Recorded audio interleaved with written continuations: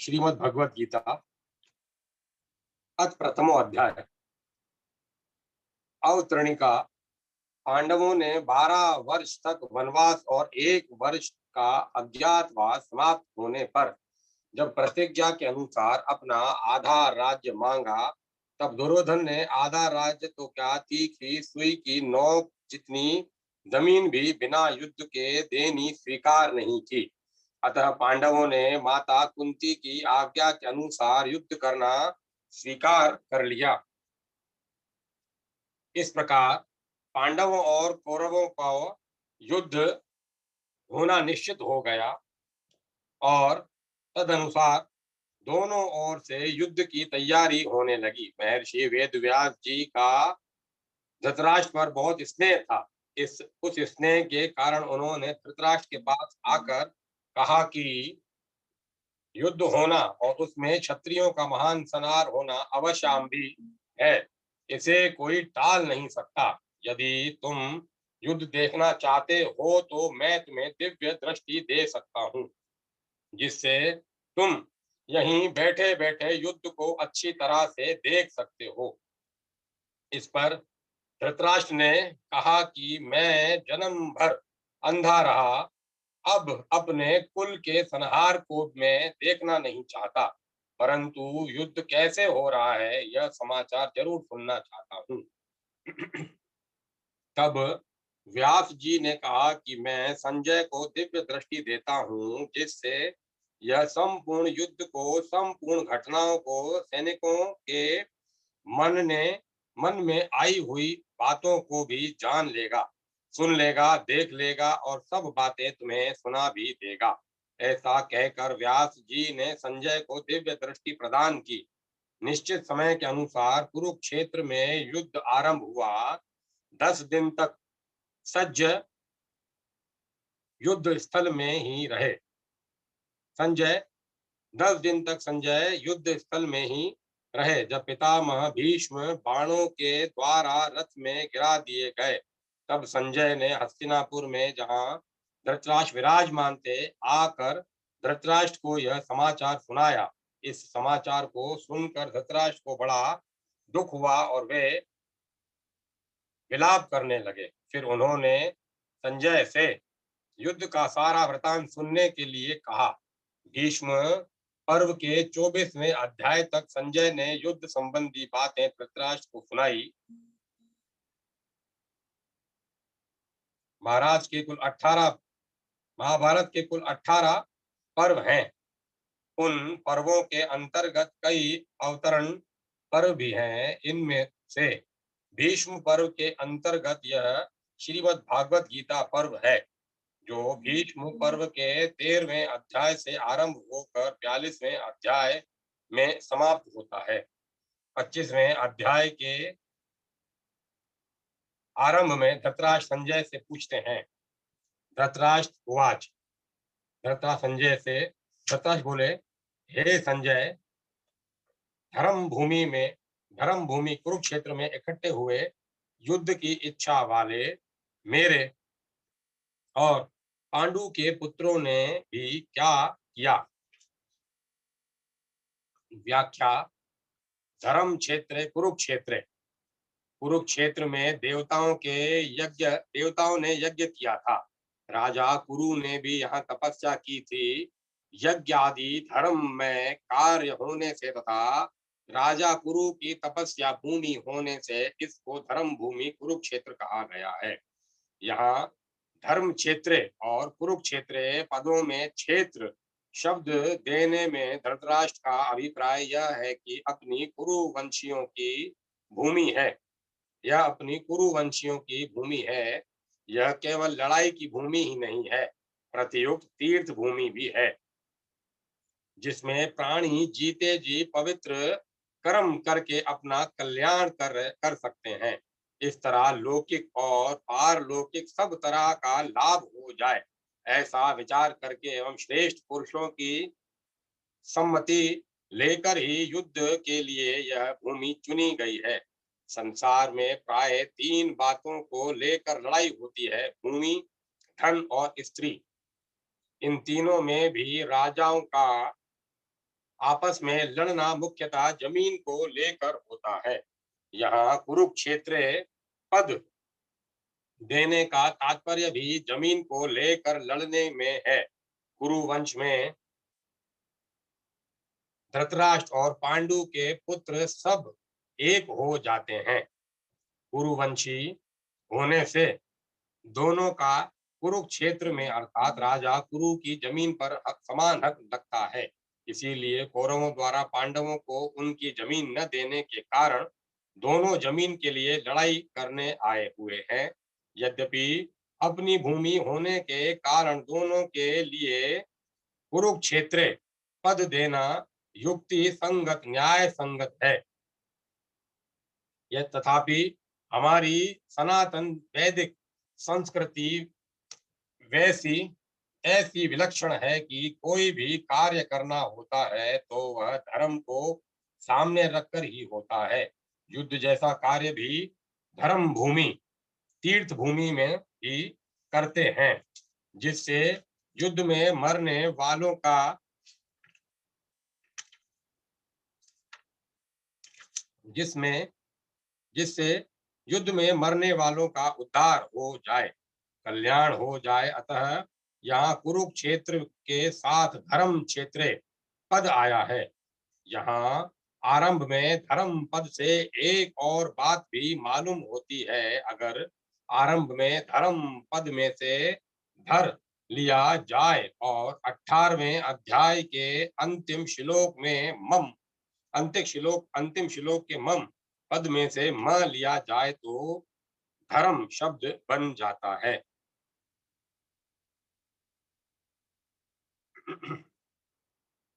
अतः संपूर्ण गीता धर्म के अंतर्गत है, अर्थात धर्म का पालन करने से गीता के होना सिद्धांतों का पालन हो जाता है और गीता के सिद्धांतों के अनुसार कर्तव्य कर्म करने से धर्म का अनुष्ठान हो जाता है। इन धर्म क्षेत्र कुरुक्षेत्र पदों से सभी मनुष्यों को यह शिक्षा लेनी चाहिए कि कोई भी काम करना हो तो वह धर्म को सामने रखकर ही करना चाहिए। प्रत्येक कार्य सबके हित की दृष्टि से ही करना चाहिए, केवल अपने सुख आराम की दृष्टि से नहीं। और कर्तव्य अकर्तव्य के विषय में शास्त्र को सामने रखना चाहिए। गीता 16वें अध्याय का 25वां श्लोक समावते युयुत्वस्व राजाओं के द्वारा बार बार संधि का प्रस्ताव रखने पर भी दुर्योधन ने संधि करना स्वीकार नहीं किया। इतना ही नहीं, भगवान श्री कृष्ण के कहने पर भी मेरे पुत्र दुर्योधन ने स्पष्ट कह दिया कि बिना युद्ध के मैं तीखी सुई की नोक जितनी जमीन भी पांडवों को नहीं दूंगा। तब मजबूर होकर पांडवों ने भी युद्ध करना स्वीकार किया है। इस प्रकार मेरे पुत्र और पांडु पुत्र दोनों ही सेनाओं के सहित युद्ध की इच्छा के इकट्ठे हुए हैं। दोनों सेनाओं में युद्ध की इच्छा रहने पर भी दुर्योधन में युद्ध की इच्छा विशेष रूप से थी। इसका मुख्य उद्देश्य राज्य प्राप्ति का ही था। वह राज्य प्राप्ति धर्म से हो चाहे अधर्म से हो, न्याय से हो चाहे अन्याय से हो, विहित रीति से हो चाहे विशिष्ट रीति से, किसी भी तरह हमें राज्य मिलना चाहिए, ऐसा उसका भाव था। इसीलिए विशेष रूप से दुर्योधन का पक्ष ही युयुत्स युयुत्सु अर्थात युद्ध की इच्छा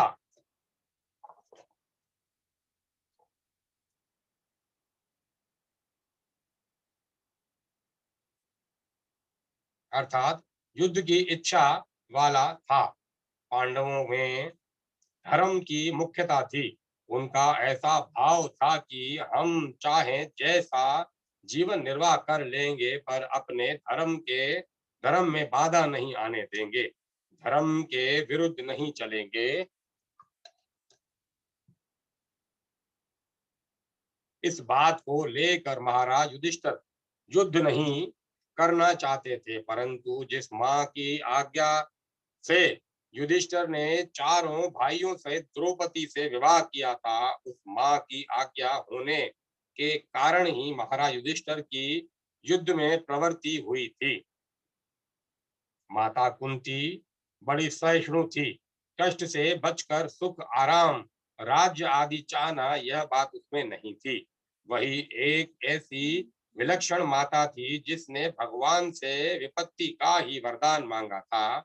उसमें सुख लोलुपता नहीं थी, परंतु उसके मन में दो बातों को लेकर बड़ा दुख था। पहली बात, राज्य के लिए कौरव पांडव आपस में लड़ते चाहे जो करते, पर मेरी प्यारी पुत्र वधु द्रौपदी को इन दुर्योधन आदि दुष्टों ने सभा में नग्न करना चाहा, अपमानित करना चाहा। ऐसी घृणित चेष्टा करना मनुष्यता नहीं है। यह बात माता कुंती को बहुत बुरी लगी।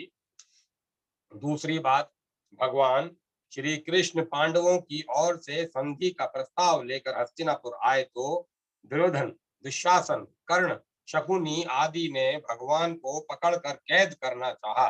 इस बात को सुनकर कुंती के मन में यह विचार हुआ कि इन दुष्टों को जल्दी ही खत्म करना चाहिए, कारण कि इनके जीते रहने से इनके पाप बढ़ते ही चले जाएंगे, जिससे इनका बहुत नुकसान होगा। इन्हें भी इन्हें दो कारणों इन्हीं दो कारणों इन्हीं दो कारणों से माता कुंती ने पांडवों इन्हीं दो कारणों से माता कुंती ने पांडवों को युद्ध के लिए आज्ञा दी थी। अर्थात केवल मां केवल मां की आज्ञा पालना रूप धर्म से ही युधिष्ठिर युद्ध की इच्छा वाले हुए। तात्पर्य यह है कि दुर्योधन आदि तो राज्य को लेकर ही युयुत्सु थे, पर पांडव धर्म को लेकर ही युयुत्सु बने थे। मम कहा पांडवच्छेव, पांडव धृतराष्ट्र को अपने पिता के बड़े भाई होने से पिता के समान समझते थे और उनकी आज्ञा का पालन करते थे। धृतराष्ट्र के द्वारा अनुचित आज्ञा देने पर भी पांडव उचित पांडव उचित अनुचित का विचार न करके उनकी आज्ञा का पालन करते थे। अतः यहाँ मम कहा पद के अंतर्गत कौरव, यद्यपि कौरव शब्द के अंतर्गत धृतराष्ट्र के पुत्र दुर्योधन आदि और पांडु के पुत्र युधिष्ठिर आदि सभी आ जाते हैं, तथापि इस श्लोक में धृतराष्ट्र ने युधिष्ठिर आदि के लिए पांडव शब्द का प्रयोग किया है। अतः व्याख्या में कौरव शब्द दुर्योधन आदि के लिए ही दिया गया है।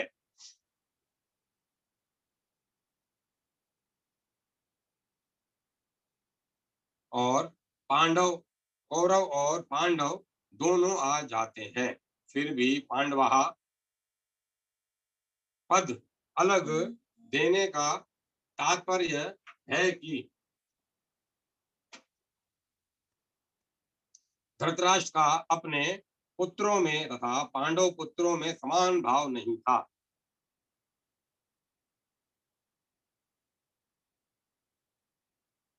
उनमें पक्षपात था, अपने पुत्रों के प्रति मोह था। वे दुर्योधन आदि को तो अपना मानते थे, पर पांडवों को अपना नहीं मानते थे। इस कारण उन्होंने अपने पुत्रों के लिए मम कहा और पांडव पुत्रों के लिए पांडवा पद का प्रयोग किया है, क्योंकि जो भाव भीतर होते हैं वे ही प्राय वाणी से बाहर निकलते हैं। इस द्विधि भाव के कारण ही धृतराष्ट्र को अपने कुल के संहार का दुख भोगना पड़ा। इससे मनुष्य मात्र को यह शिक्षा लेनी चाहिए कि वह अपने घरों में, मोहल्लों में, गांवों में, प्रांतों में, देशों में, संप्रदायों में द्वेदी भाव अर्थात ये अपने हैं ये दूसरे हैं ऐसा भाव न रखें, कारण कि द्वेदी भाव से आपस में प्रेम स्नेह नहीं होता, प्रतियुक्त कला होती है। यहाँ पांडव शब्द के पद के साथ एव पद देने का तात्पर्य है कि पांडव तो बड़े धर्मात्मा हैं, अतः उन्हें युद्ध नहीं करना चाहिए, परंतु वे भी युद्ध के लिए रणभूमि में आ गए तो यहाँ आकर क्या उन्होंने क्या किया?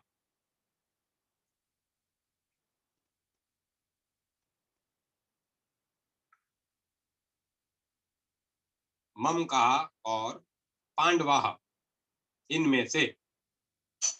यहाँ आए हुए ममका और पांडवा का अलग अलग वर्णन करने की दृष्टि से आगे संजय के वचनों में दुर्योधन और पांडव शब्द प्रयुक्त हुए हैं।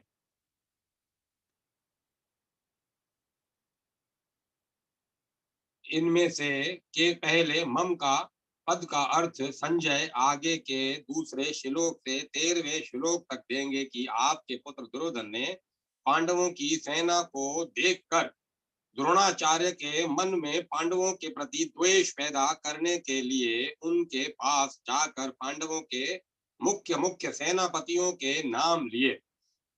उसके बाद दुर्योधन ने अपनी सेना के मुख्य मुख्य योद्धाओं के नाम लेकर उनके रण कौशल आदि की प्रशंसा की। दुर्योधन को प्रसन्न करने के लिए भीष्म जी ने जोर से शंख बजाया। उसको सुनकर कौरव सेना ने शंख आदि बाजे बज उठे। फिर 14वें श्लोक में 19वें श्लोक तक पांडवा पद का उत्तर देंगे कि रथ में बैठे हुए पांडव पक्षीय भगवान श्री कृष्ण ने शंख बजाया। उसके बाद अर्जुन भीम युधिष्ठिर नकुल सहदेव आदि ने अपने अपने शंख बजाए, जिससे दुर्योधन की सेना का हृदय दहल उठा। उसके बाद भी संजय पांडवों की बात कहते कहते 20वें श्लोक में श्री कृष्ण और अर्जुन के संवाद का प्रसंग आरंभ कर देंगे। किम कुरु किम कुर्वत। किम शब्द में 3 अर्थ होते हैं, विकल्प, निंदा, आक्षेप और प्रश्न। युद्ध हुआ कि नहीं, इस तरह का विकल्प तो यहाँ लिया नहीं जा सकता, क्योंकि 10 दिन तक युद्ध हो चुका है और भीष्म जी को रथ में गिरा देने के बाद संजय हस्तिनापुर आकर धृतराष्ट्र को वहां की घटना सुना रहे हैं। मेरे और पांडवों के पुत्र ने यह क्या किया, जो कि युद्ध पर बैठे जो कि युद्ध पर बैठे उनको युद्ध नहीं करना चाहिए था। ऐसी निंदा या आक्षेप भी यहाँ नहीं लिया जा सकता, क्योंकि युद्ध तो चल ही रहा था और धृतराष्ट्र के भीतर भी आक्षेप पूर्वक पूछने का भाव नहीं था। यहाँ किम शब्द का अर्थ प्रश्न लेना ही ठीक बैठता है। धृतराष्ट्र संजय से भिन्न भिन्न प्रकार की छोटी बड़ी सब घटनाओं को अनुक्रम से विस्तार पूर्वक ठीक ठीक जानने के लिए ही प्रश्न कर रहे हैं। विशिष्ट भाव मेरे परिशिष्ट भाव परिशिष्ट भाव मेरे पुत्र मम का और पांडव के पुत्र पांडवा, इस मतभेद से ही राग द्वेष पैदा हुए, जिससे लड़ाई हुई, हलचल हुई। धृतराष्ट्र के भीतर पैदा हुए राग द्वेष का फल यहाँ यह हुआ कि 100 के 100 कौरव मारे गए पर पांडव एक भी नहीं मारा गया। जैसे दही बिलोते हैं तो उसमें हलचल पैदा होती है जिससे मक्खन निकलता है, ऐसे ही माम का और पांडवा के भेद से पैदा हुई हलचल से अर्जुन के मन में कल्याण की अभिलाषा जागृत हुई, जिससे भगवत गीता रूपी मक्खन निकला। तात्पर्य यह हुआ कि धृतराष्ट्र के मन में होने वाली हलचल से लड़ाई पैदा हुई और अर्जुन के मन में होने वाली हलचल से गीता प्रकट हुई। संबंध धृतराष्ट्र के प्रश्न का उत्तर संजय आगे के श्लोक में देना आरंभ करते हैं। संजय बोले, उस समय वज्रव्यूह के खड़ी हुई पांडव सेना को देखकर और द्रोणाचार्य के पास जाकर राजा दुर्योधन यह वचन बोला। व्याख्या तदा जिस समय दोनों सेनाएं युद्ध के लिए खड़ी हुई थी, उस समय की बात संजय यहाँ तदा पद से कहते हैं, कारण कि धृतराष्ट्र का प्रश्न युद्ध की इच्छा वाले मेरे और पांडु के पुत्रों ने क्या किया, इस विषय को सुनने के लिए ही है। दृष्टा पांडवानी का व्यूढ़म, पांडवों की वज्रव्यूह से खड़ी सेना को देखने का तात्पर्य है कि पांडवों की सेना बड़ी ही सुचारू रूप से और एक ही भाव से खड़ी थी, अर्थात उनके सैनिकों में दो भाव नहीं थे, मतभेद नहीं था। कौरव सेना में मतभेद था, क्योंकि दुर्योधन दुशासन आदि तो युद्ध करना चाहते थे, पर भीष्म द्रोण विकर्ण आदि युद्ध नहीं करना चाहते थे। यह नियम है कि जहां आपस में मतभेद होता है वहां तेज प्रभाव नहीं रहता।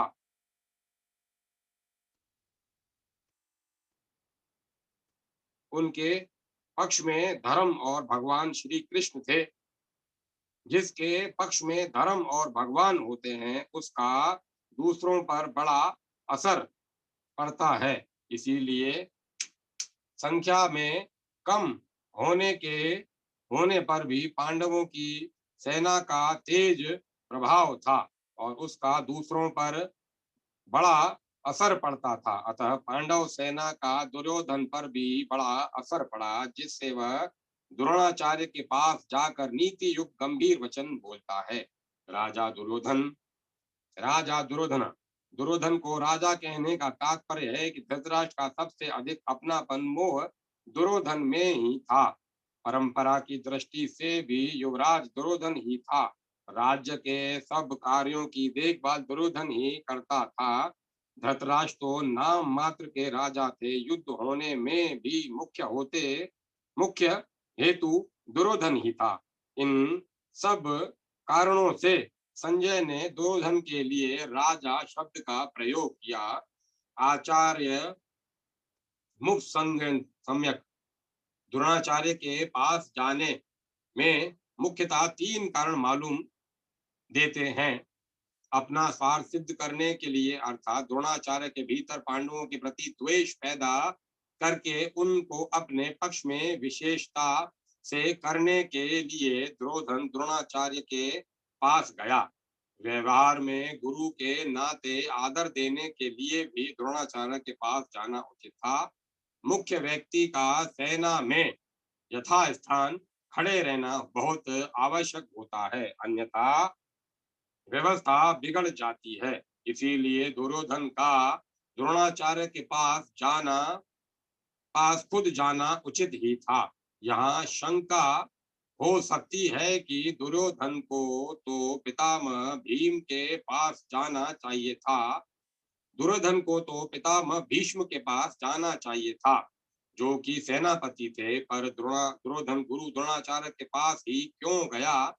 इसका समाधान यह है कि द्रोण और भीष्म दोनों अभय पक्षपाती थे, अर्थात वे कौरव और पांडव दोनों का ही पक्ष रखते थे। उन दोनों में भी द्रोणाचार्य को ज्यादा राजी करना था, क्योंकि द्रोणाचार्य के साथ दुर्योधन का गुरु के नाते तो स्नेह था, पर कुटुंब के नाते स्नेह नहीं था, और अर्जुन पर द्रोणाचार्य की विशेष कृपा थी। अतः उनको राजी करने के लिए दुर्योधन का उनके पास जाना ही उचित था। व्यवहार में भी यह देखा जाता है कि जिसके साथ स्नेह नहीं है उससे अपना स्वार्थ सिद्ध करने के लिए मनुष्य उसको ज्यादा आदर देकर राजी करता है। दुर्योधन के मन में यह विश्वास था कि भीष्म जी तो हमारे दादाजी ही हैं, अतः उनके पास न जाऊं तो भी कोई बात नहीं है। न जाने से अगर वे नाराज भी हो जाएंगे तो मैं किसी तरह से उनको राजी कर लूंगा, कारण कि पितामह भीष्म के साथ दुर्योधन का कौटुंबिक संबंध और स्नेह था ही।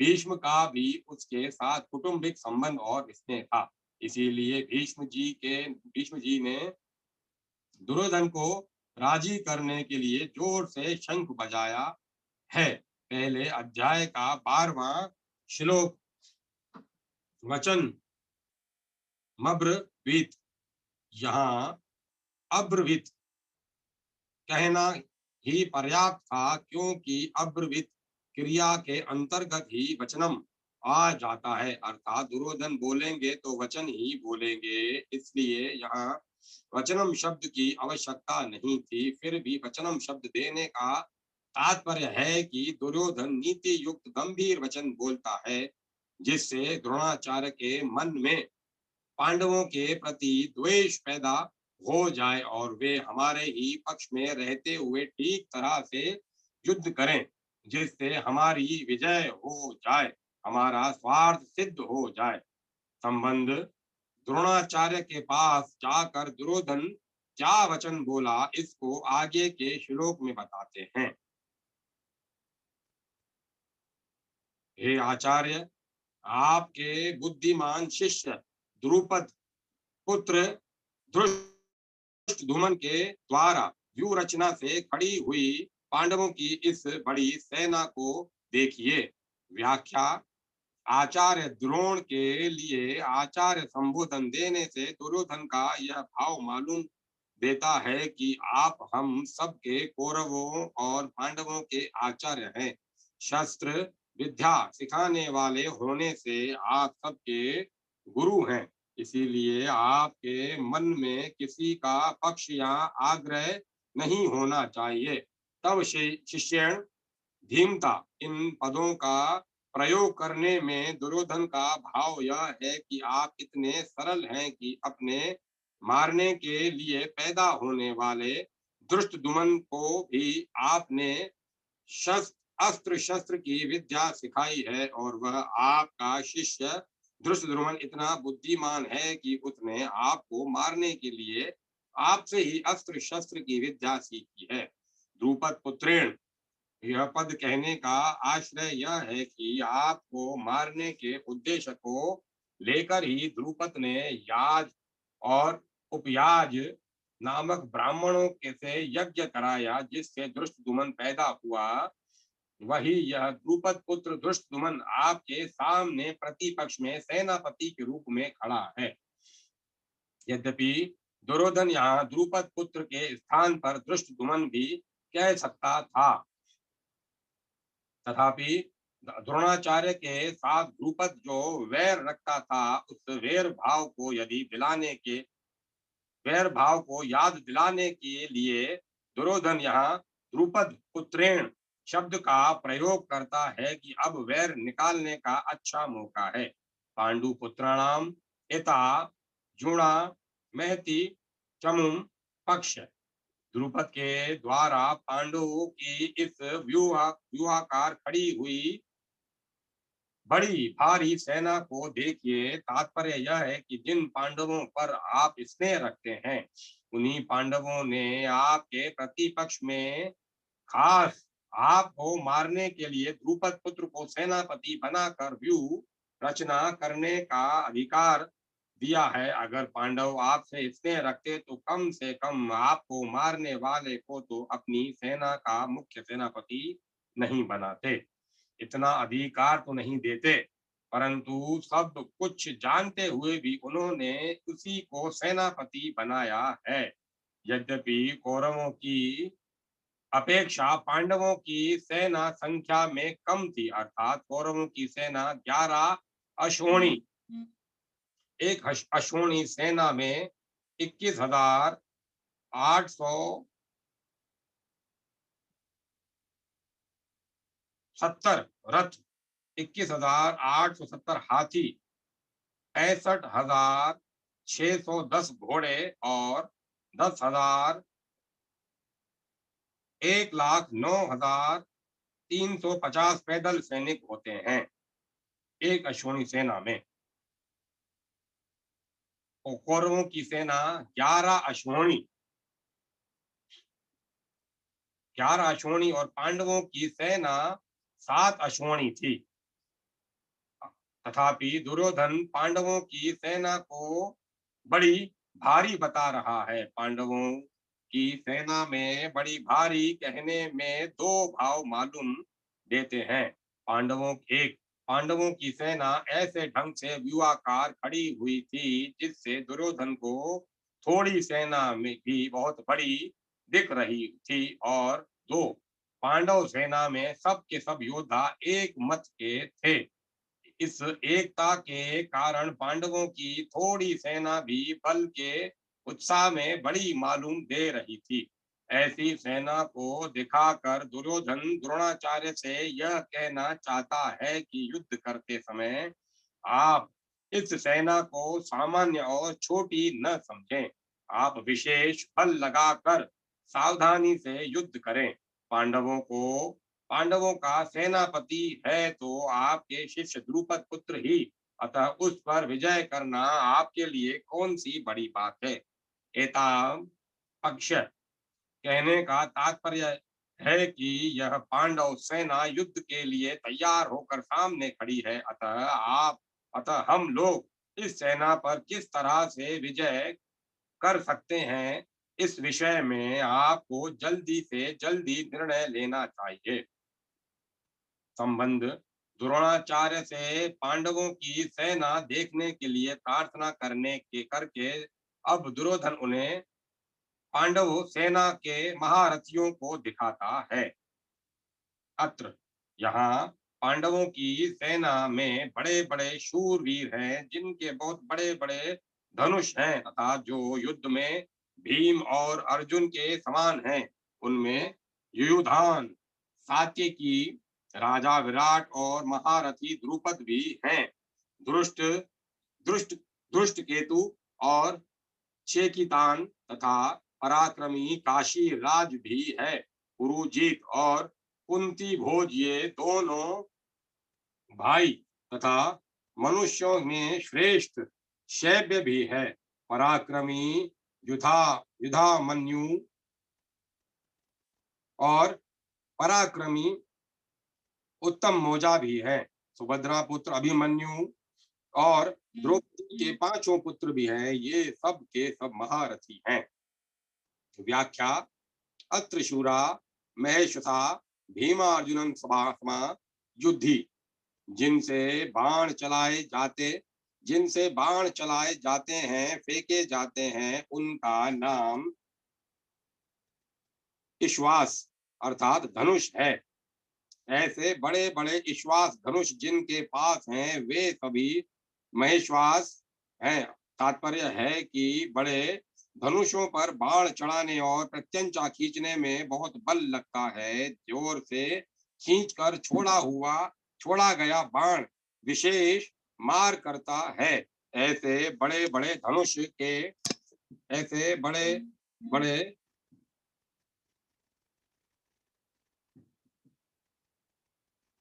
इश्वास धनुष जिनके पास हैं वे सभी महेश्वास। तात्पर्य है कि बड़े धनुष पर बाण चढ़ाने और प्रत्यंचा खींचने में बहुत बल लगता है। जोर से खींचकर छोड़ा गया बाण विशेष मार करता है। ऐसे बड़े बड़े धनुष पास में होने के कारण ये सभी बहुत बलवान और शूरवीर हैं। ये मामूली योद्धा नहीं हैं। युद्ध में ये भीम और अर्जुन के समान है, अर्थात बल में ये भीम के समान और अस्त्र शस्त्र की कला में ये अर्जुन के समान है। युधान या सात्यकी ने अर्जुन से अस्त्र शस्त्र की विद्या सीखी थी। इसीलिए भगवान श्री कृष्ण के द्वारा दुर्योधन को नारायणी सेना देने पर भी वह कृतज्ञ होकर अर्जुन के पक्ष में ही रहा, दुर्योधन के पक्ष में नहीं गया। द्रोणाचार्य के मन में अर्जुन के प्रति द्वेष भाव पैदा करने के लिए दुर्योधन महारथियों में सबसे पहले अर्जुन के शिष्य युधान का नाम लेता है। तात्पर्य यह है कि इस अर्जुन को तो देखिए, इसने आपसे ही अस्त्र शस्त्र चलाना सीखा है, और आपने अर्जुन को यह वरदान भी दिया है कि संसार में तुम्हारे समान और कोई धनुर्धर न हो, धनुर्धर न हो, ऐसा प्रयत्न करूंगा। इस तरह आपने जो अपने शिष्य अर्जुन पर इतना स्नेह रखा है, पर वह कृतघ्न होकर आपके विपक्ष में लड़ने के लिए खड़ा है, जबकि अर्जुन का शिष्य युधान उसी के पक्ष में खड़ा है। और जबकि अर्जुन का शिष्य युधान उसी के पक्ष में खड़ा है, युधान महाभारत के युद्ध में न मरकर यादवों के आपसी युद्ध में मारे गए। विराटस्य, इसके जिसके कारण हमारे पक्ष का वीर सुशर्मा अपमानित किया गया, आपके सम्मोहन अस्त्र से मोहित होना पड़ा, और हम लोगों को भी जिसकी गायें छोड़कर युद्ध से भागना पड़ा, वह राजा विराट आपके प्रतिपक्ष में खड़ा है। राजा विराट के साथ द्रोणाचार्य का ऐसा कोई वैर भाव या द्वेष भाव नहीं था, परंतु दुर्योधन यह समझता है कि अगर युधान के बाद में द्रुपद का नाम लूं तो द्रोणाचार्य के मन में यह भाव आ सकता है कि दुर्योधन पांडवों के विरोध में मेरे को उकसाकर युद्ध के लिए विशेषता से प्रेरित कर रहा है, तथा मेरे मन में पांडवों के प्रति वैर भाव पैदा कर रहा है। इसीलिए दुर्योधन द्रुपद के नाम से पहले विराट का नाम लेता है, जिससे द्रोणाचार्य मेरी चालाकी न समझ सके और विशेषता से युद्ध करे। राजा विराट उत्तर, श्वेत और शंख नामक तीनों पुत्रों सहित महाभारत युद्ध में मारे गए।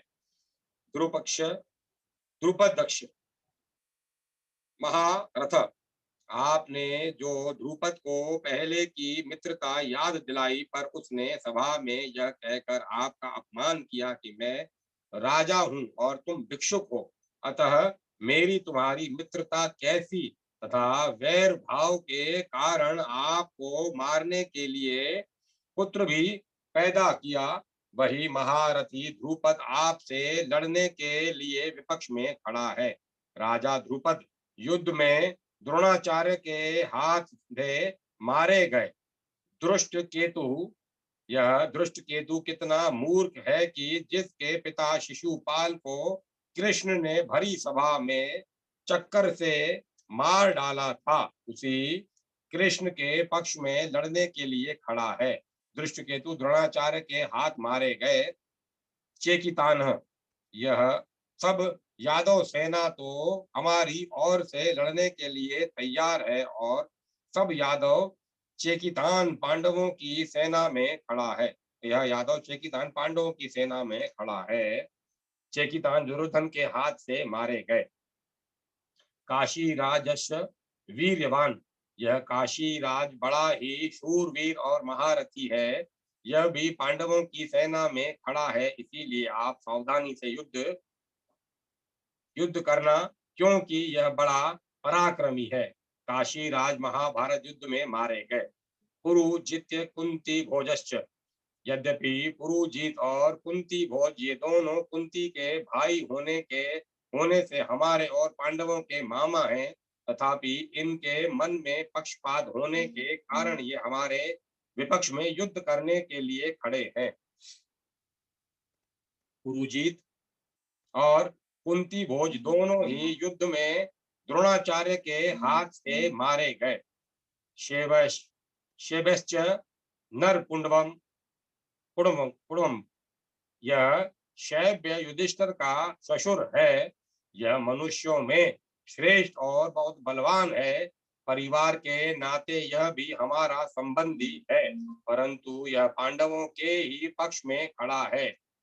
युधामन्युश्च विक्रांत उत्तमोजाश्च वीर्यवान, पंचाल देश के बड़े बलवान और वीर योद्धा युधामन्यु तथा उत्तमोजा मेरे वेरी अर्जुन के रथ के पहिए की रक्षा में नियुक्त किए गए हैं। आप उनकी ओर भी नजर रखना।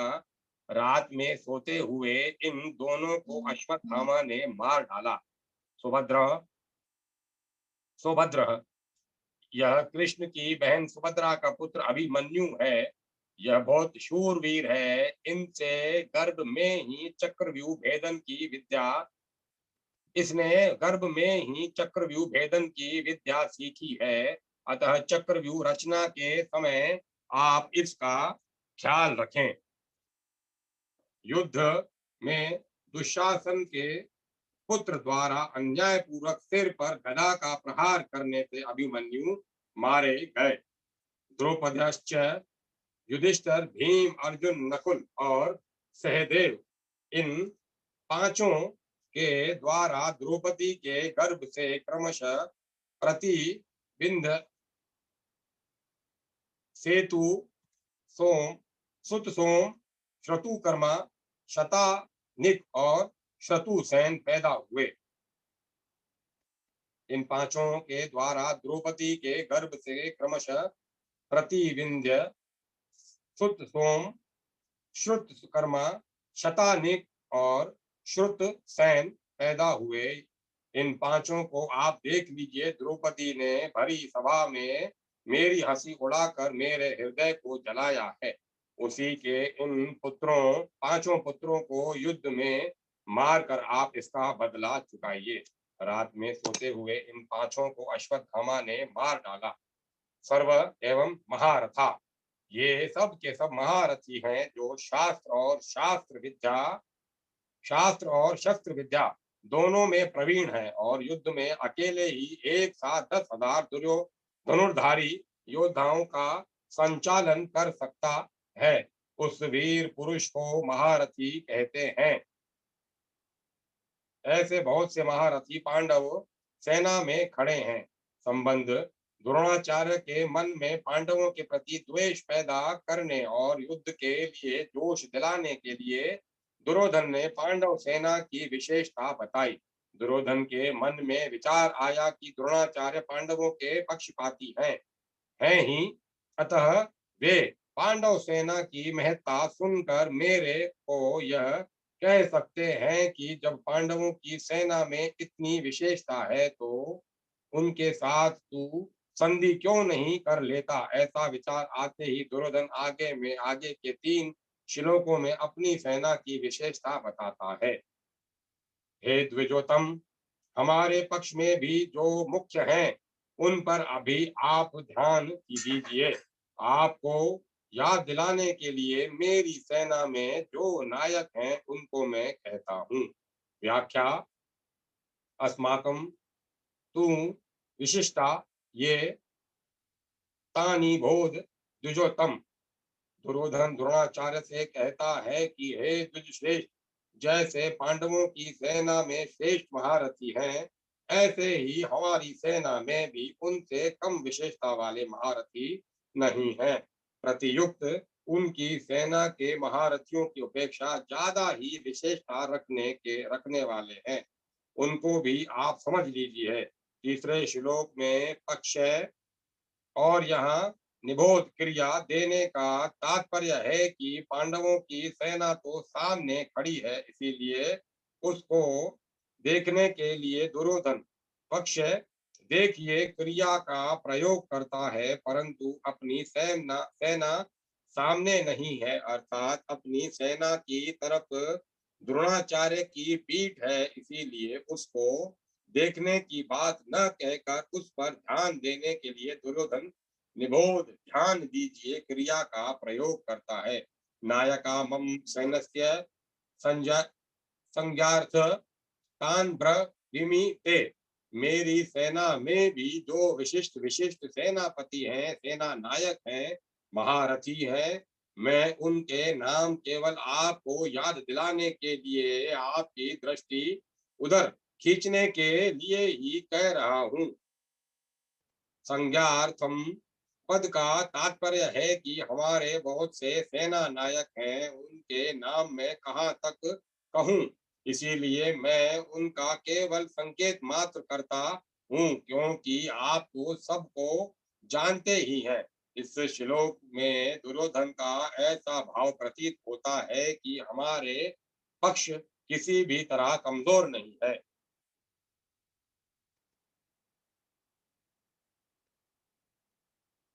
परंतु राजनीतिक के अनुसार शत्रु पक्ष चाहे कितना भी कमजोर हो और अपना पक्ष चाहे कितना भी सबल हो, ऐसी अवस्था में भी शत्रु पक्ष को कमजोर नहीं समझना चाहिए और अपने में उपेक्षा, उदासीनता आदि की भावना किंचन मात्र भी नहीं आने देनी चाहिए। इसीलिए सावधानी के लिए मैंने उनकी सेना की बात कही और अब आपकी अपनी सेना की बात कहता हूँ। दूसरा भाव यह है कि पांडवों की सेना को देखकर दुर्योधन पर बड़ा प्रभाव पड़ा और उनके मन में कुछ भय था, भय भी हुआ।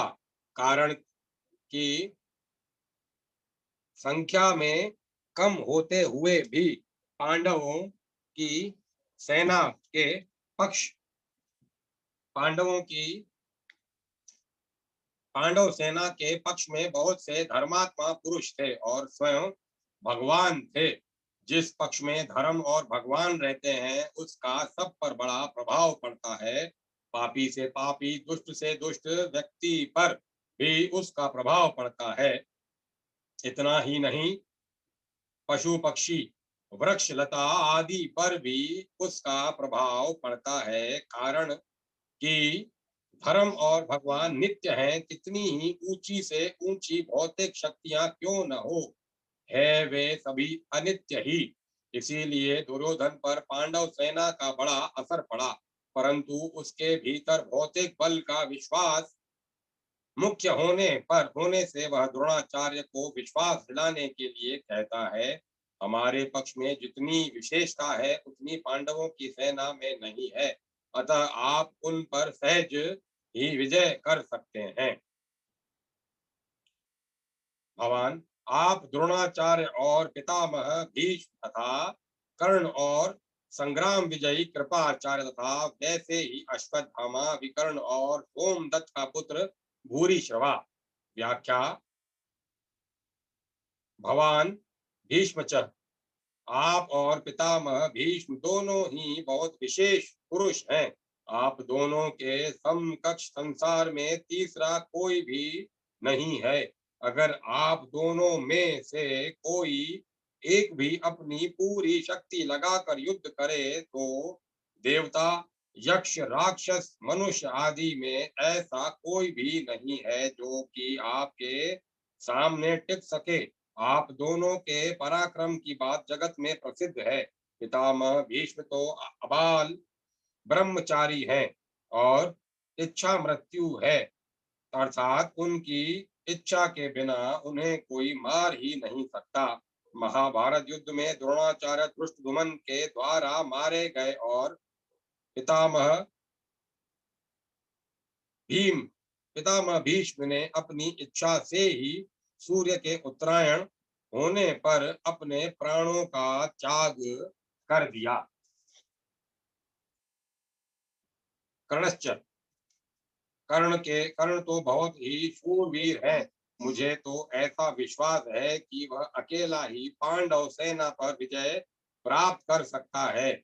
उसके सामने अर्जुन भी कुछ नहीं कर सकता। ऐसा वह कर्ण भी हमारे पक्ष में है। कर्ण महाभारत युद्ध में अर्जुन के द्वारा मारे गए। कुपश्च समिति जय, कृपाचार्य की तो बात ही क्या है, ये तो चिरंजीवी हैं। अश्वत्थामा, बलि, वेद व्यास, हनुमान, विभीषण, कृपाचार्य, परशुराम और मार्कंडे, ये 8 चिरंजीवी हैं। शास्त्र में लिखा है,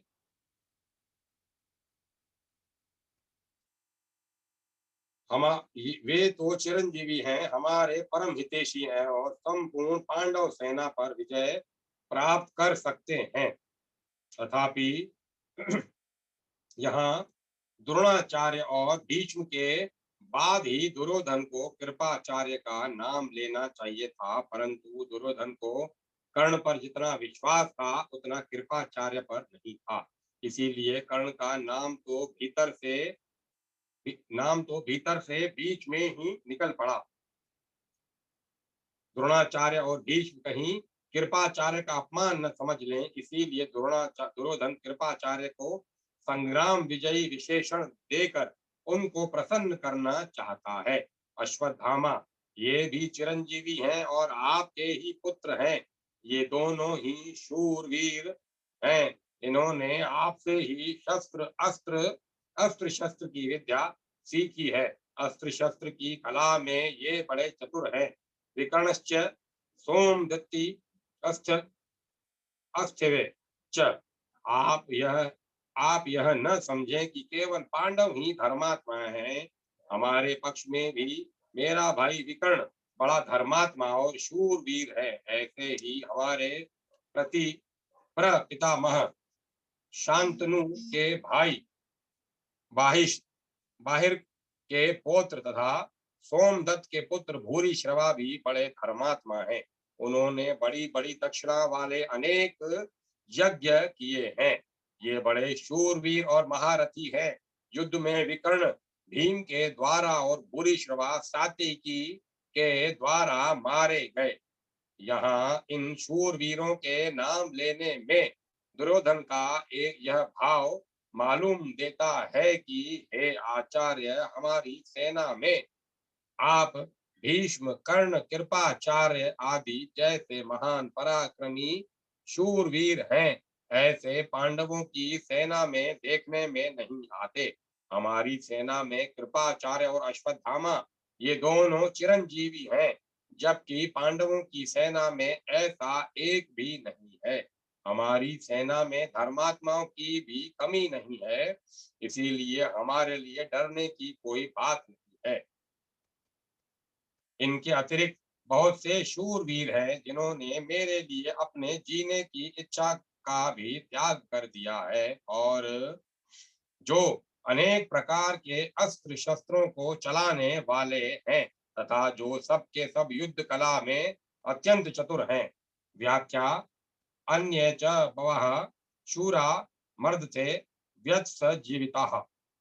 मैंने अभी तक अपनी सेना के जितने शूरवीरों के नाम लिए हैं, उनके अतिरिक्त भी हमारे सेना में बाहिक, शल्य, भगदत्त, जयद्रथ आदि बहुत से शूरवीर महारथी हैं, जो मेरी भलाई के लिए, मेरी ओर से लड़ने के लिए अपने जीने की इच्छा का त्याग करके यहाँ आए हैं। वे मेरी विजय के लिए मर भले ही जाए, पर युद्ध से हटेंगे नहीं। उनकी मैं आपके सामने क्या कृतज्ञता प्रकट करूं। ये सभी लोग हाथ में रख कर प्रहार करने वाले तलवार, गदा, त्रिशूल आदि नाना प्रकार के शस्त्रों की कला में निपुण हैं, और हाथ से फेंक कर प्रहार करने वाले बाण, तोमर, छत्ती आदि अस्त्रों की कला में भी निपुण हैं।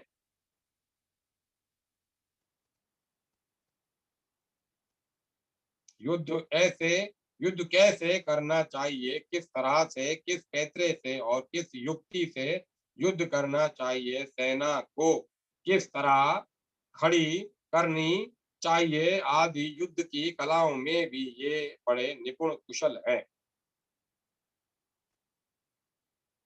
संबंध: दुर्योधन की बातें सुनकर जब द्रोणाचार्य कुछ भी नहीं बोले, तब अपनी चालाकी न चल सकने से दुर्योधन के मन में क्या विचार आता है, इसका संजय आगे के श्लोक में कहते हैं। इसको संजय आगे के श्लोक में कहते हैं। द्रोणाचार्य चुप देखकर दुर्योधन के मन में विचार हुआ कि वास्तव में हमारी वह सेना पांडवों पर विजय करने में अपर्याप्त है, असमर्थ है, क्योंकि उसके संरक्षक अभय पक्षपाती भीष्म हैं। परंतु इन पांडवों की यह सेना हम पर विजय करने में पर्याप्त है, समर्थ है, क्योंकि इसके संरक्षण निज सेना पक्षपाती भीमसेन है।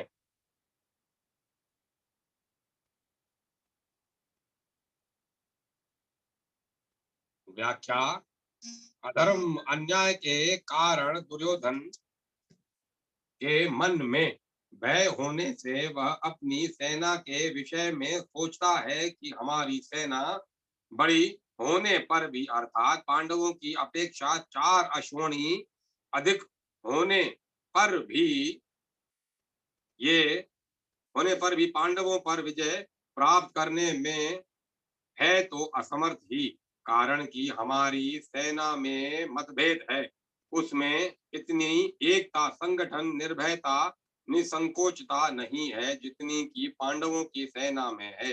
हमारी सेना में मुख्य संरक्षक पितामह भीष्म अभय पक्षपाती हैं, अर्थात उनके भीतर कौरव और पांडव दोनों सेनाओं का पक्ष है। वे कृष्ण के बड़े भक्त हैं, उनके हृदय में युधिष्ठिर का बड़ा आदर है, अर्जुन पर भी उनका बड़ा स्नेह है, इसीलिए वे हमारे पक्ष में रहते हुए भी भीतर से पांडवों का भला चाहते हैं। वे ही भीष्म हमारी सेना के मुख्य सेनापति हैं। ऐसी दशा में हमारी सेना पांडवों के मुकाबले में कैसे समर्थ हो सकती है? नहीं हो सकती। परंतु यह पांडवों की सेना है, यह हमारे पर विजय करने में समर्थ है।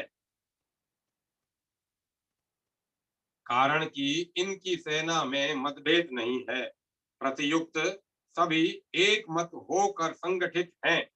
उनकी सेना का संरक्षक बलवान भीमसेन है, जो कि बचपन से ही मेरे को हराता आया है।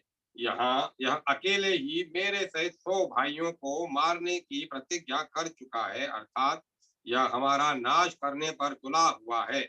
इसका शरीर वज्र के समान मजबूत है, इसको मैंने जहर पिलाया था तो भी यह मरा नहीं। ऐसा यह भीमसेन पांडवों की सेना का संरक्षक है, इसीलिए यह सेना वास्तव में समर्थ है, पूर्ण है।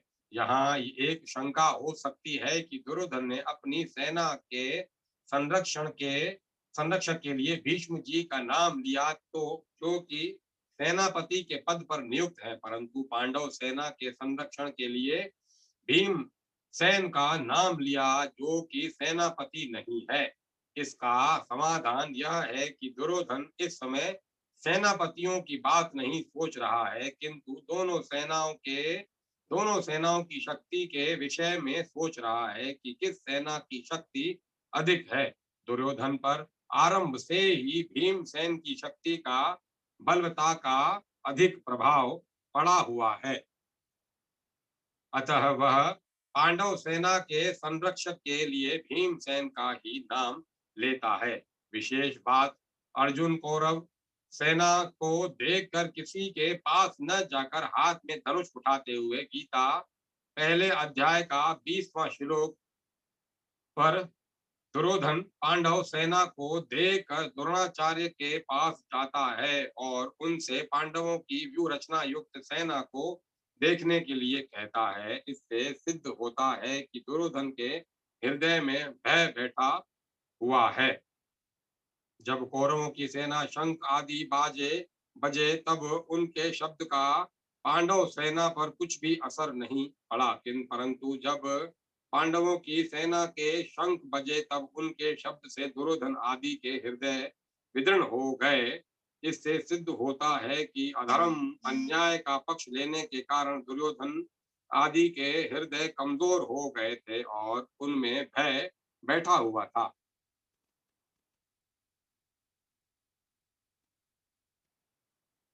भीतर में भय होने पर भी वह चालाकी से द्रोणाचार्य को प्रसन्न करना चाहता है, उनको पांडवों के विरुद्ध उकसाना चाहता है। कारण कि दुर्योधन के हृदय में अधर्म है, अन्याय है, पाप है।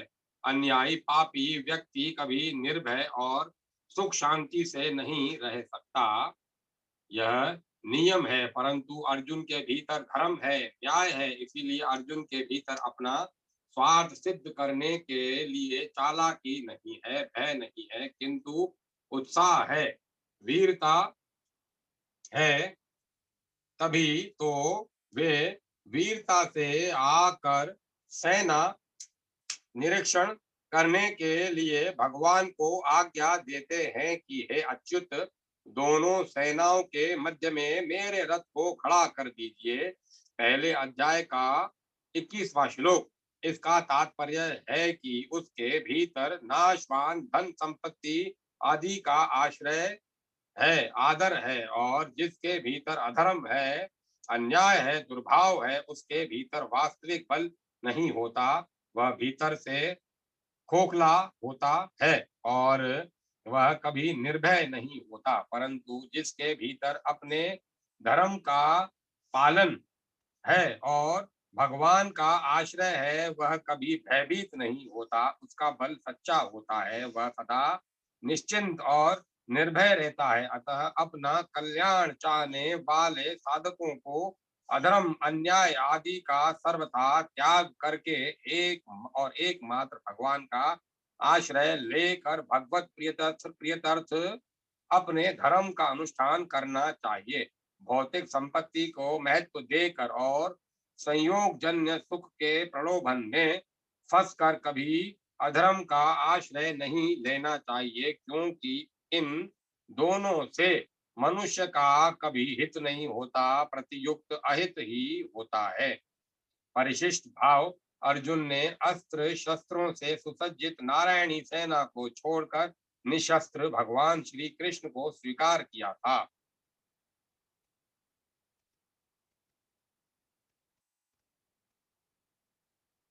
श्री कृष्ण के ऐसा कहने पर कुंती पुत्र धनंजय ने संग्राम भूमि में अस्त्र शस्त्रों के से सुसज्जित एक अशोणी नारायणी सेना को छोड़कर युद्ध न करने वाले निशस्त्र उन भगवान श्री कृष्ण को ही अपना सहायक चुना। और दुर्योधन ने भगवान को छोड़कर उनकी नारायणी सेना को स्वीकार किया था। तात्पर्य है कि अर्जुन की दृष्टि भगवान पर थी और दुर्योधन की दृष्टि वैभव पर थी। जिसकी दृष्टि भगवान पर होती है, उसका हृदय बलवान होता है, क्योंकि भगवान का बल सच्चा है। परंतु जिसकी दृष्टि संसारिक वैभव पर होती है, उसका हृदय कमजोर होता है, क्योंकि संसार का बल कच्चा है। संबंध। अब दुर्योधन पितामह भीष्म को प्रसन्न करने के लिए अपनी सेना के सभी महारथियों से कहता है।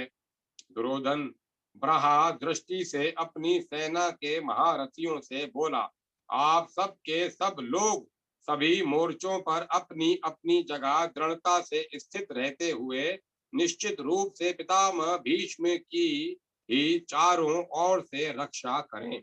व्याख्या। जिन जिन मोर्चों पर आपकी नियुक्ति कर दी गई है, आप सभी योद्धा लोग उन्हीं मोर्चों पर दृढ़ता से स्थित रहते हुए सब तरफ से सब प्रकार से भीष्म जी की रक्षा करें।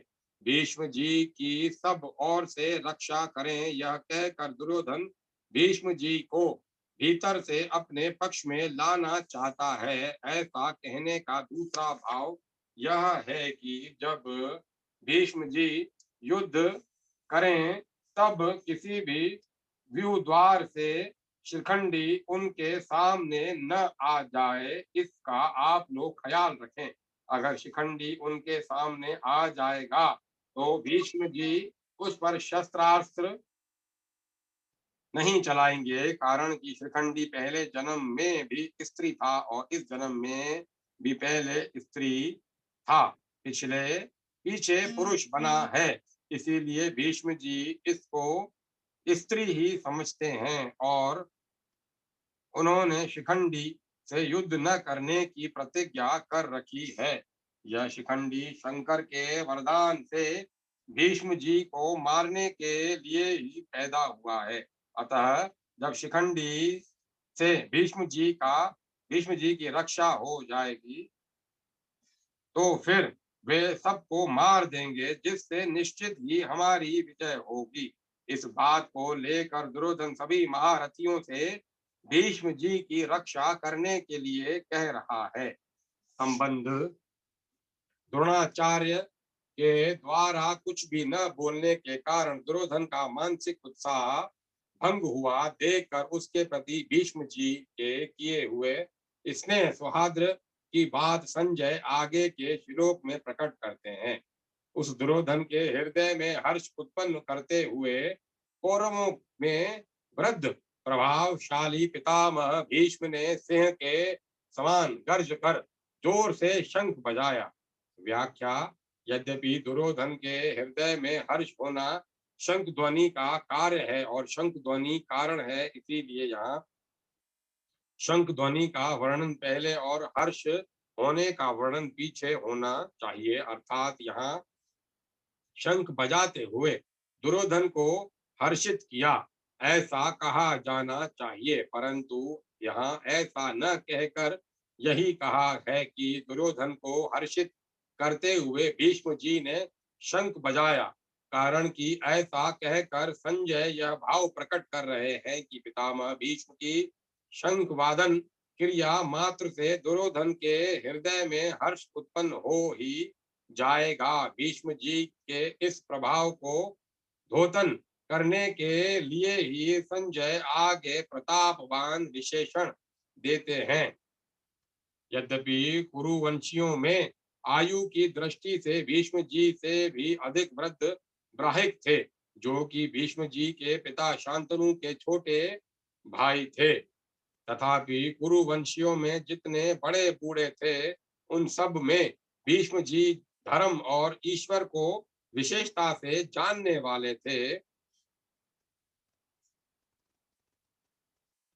अतः ज्ञान वृद्ध होने के कारण संजय भीष्म जी के लिए कुरुवृद्ध विशेषण देते हैं। प्रतापवान भीष्म जी के त्याग का बड़ा प्रभाव था। वे कनक कामनी के त्यागी थे, अर्थात उन्होंने राज्य भी स्वीकार नहीं किया और विवाह भी नहीं किया।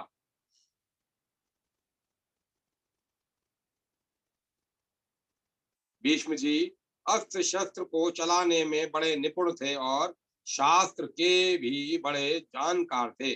इनके इन दोनों गुणों का भी लोगों पर बड़ा प्रभाव था। जब अकेले भीष्म अपने भाई विचित्र वीर के लिए काशी राज की कन्याओं को स्वयंवर से हर कर ला रहे थे, तब वहां स्वयंवर के लिए इकट्ठे हुए सब क्षत्रिय उन पर टूट पड़े, परंतु अकेले भीष्म जी ने उन सब को हरा दिया। जिनसे भीष्म अस्त्र शस्त्र की विद्या पढ़े थे, उन गुरु परशुराम जी के सामने भी उन्होंने अपनी हार स्वीकार नहीं की। इस प्रकार शस्त्र के विशेष विषय में उनका क्षत्रियों पर बड़ा प्रभाव था। जब भीष्म शरशैया पर सोए थे, तब भगवान श्री कृष्ण ने धर्मराज से कहा कि आपको धर्म के विषय में कोई शंका हो तो भीष्म जी से पूछ लें, क्योंकि शास्त्र ज्ञान का सूर्य अस्ताचल को जा रहा है, अर्थात भीष्म जी इस लोक से जा रहे हैं। इस प्रकार शास्त्र के विषय में उनका दूसरों पर बड़ा प्रभाव था। पितामह इस पद का आशय यह मालूम देता है कि दुर्योधन के द्वारा चालाकी से कही गई बातों का द्रोणाचार्य ने कोई उत्तर नहीं दिया। उन्होंने यही समझा कि दुर्योधन चालाकी से मेरे और ठगना द्रोणाचार्य को उत्तर नहीं दिया। उन्होंने यही समझा कि दुर्योधन चालाकी से मेरे को ठगना चाहता है, इसीलिए वे चुप ही रहे।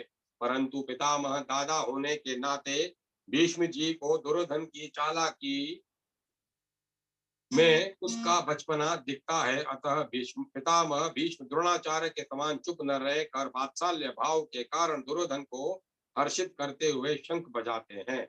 जैसे सिंह के गर्जना करने पर हाथी आदि बड़े बड़े पशु भी भयभीत हो जाते हैं, ऐसे ही गर्जना करने मात्र से सभी भयभीत हो जाएं और दुर्योधन प्रसन्न हो जाएं।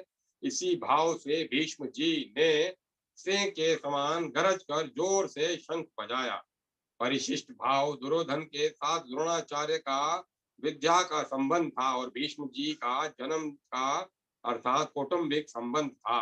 जहाँ विद्या का संबंध होता है वहाँ पक्षपात नहीं होता, पर जहाँ कौटुंबिक संबंध होता है वहाँ स्नेह पक्षपात हो जाता है। अतः दुर्योधन के द्वारा चालाकी से कहे गए वचन सुनकर द्रोणाचार्य चुप रहे, जिससे दुर्योधन का मानसिक उत्साह भंग हो गया। परंतु दुर्योधन को उदास देखकर कौटुंबिक स्नेह के कारण भीष्म जी शंख बजाते हैं। संबंध पितामह भीष्म के द्वारा शंख बजाने का परिणाम हुआ क्या हुआ, इसका संजय आगे के श्लोक में कहते हैं।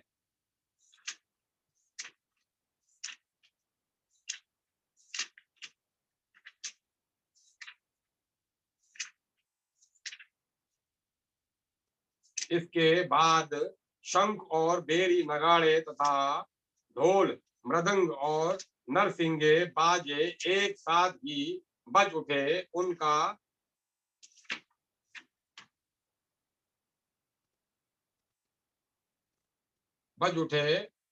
उनका वह शब्द बड़ा भयंकर हुआ।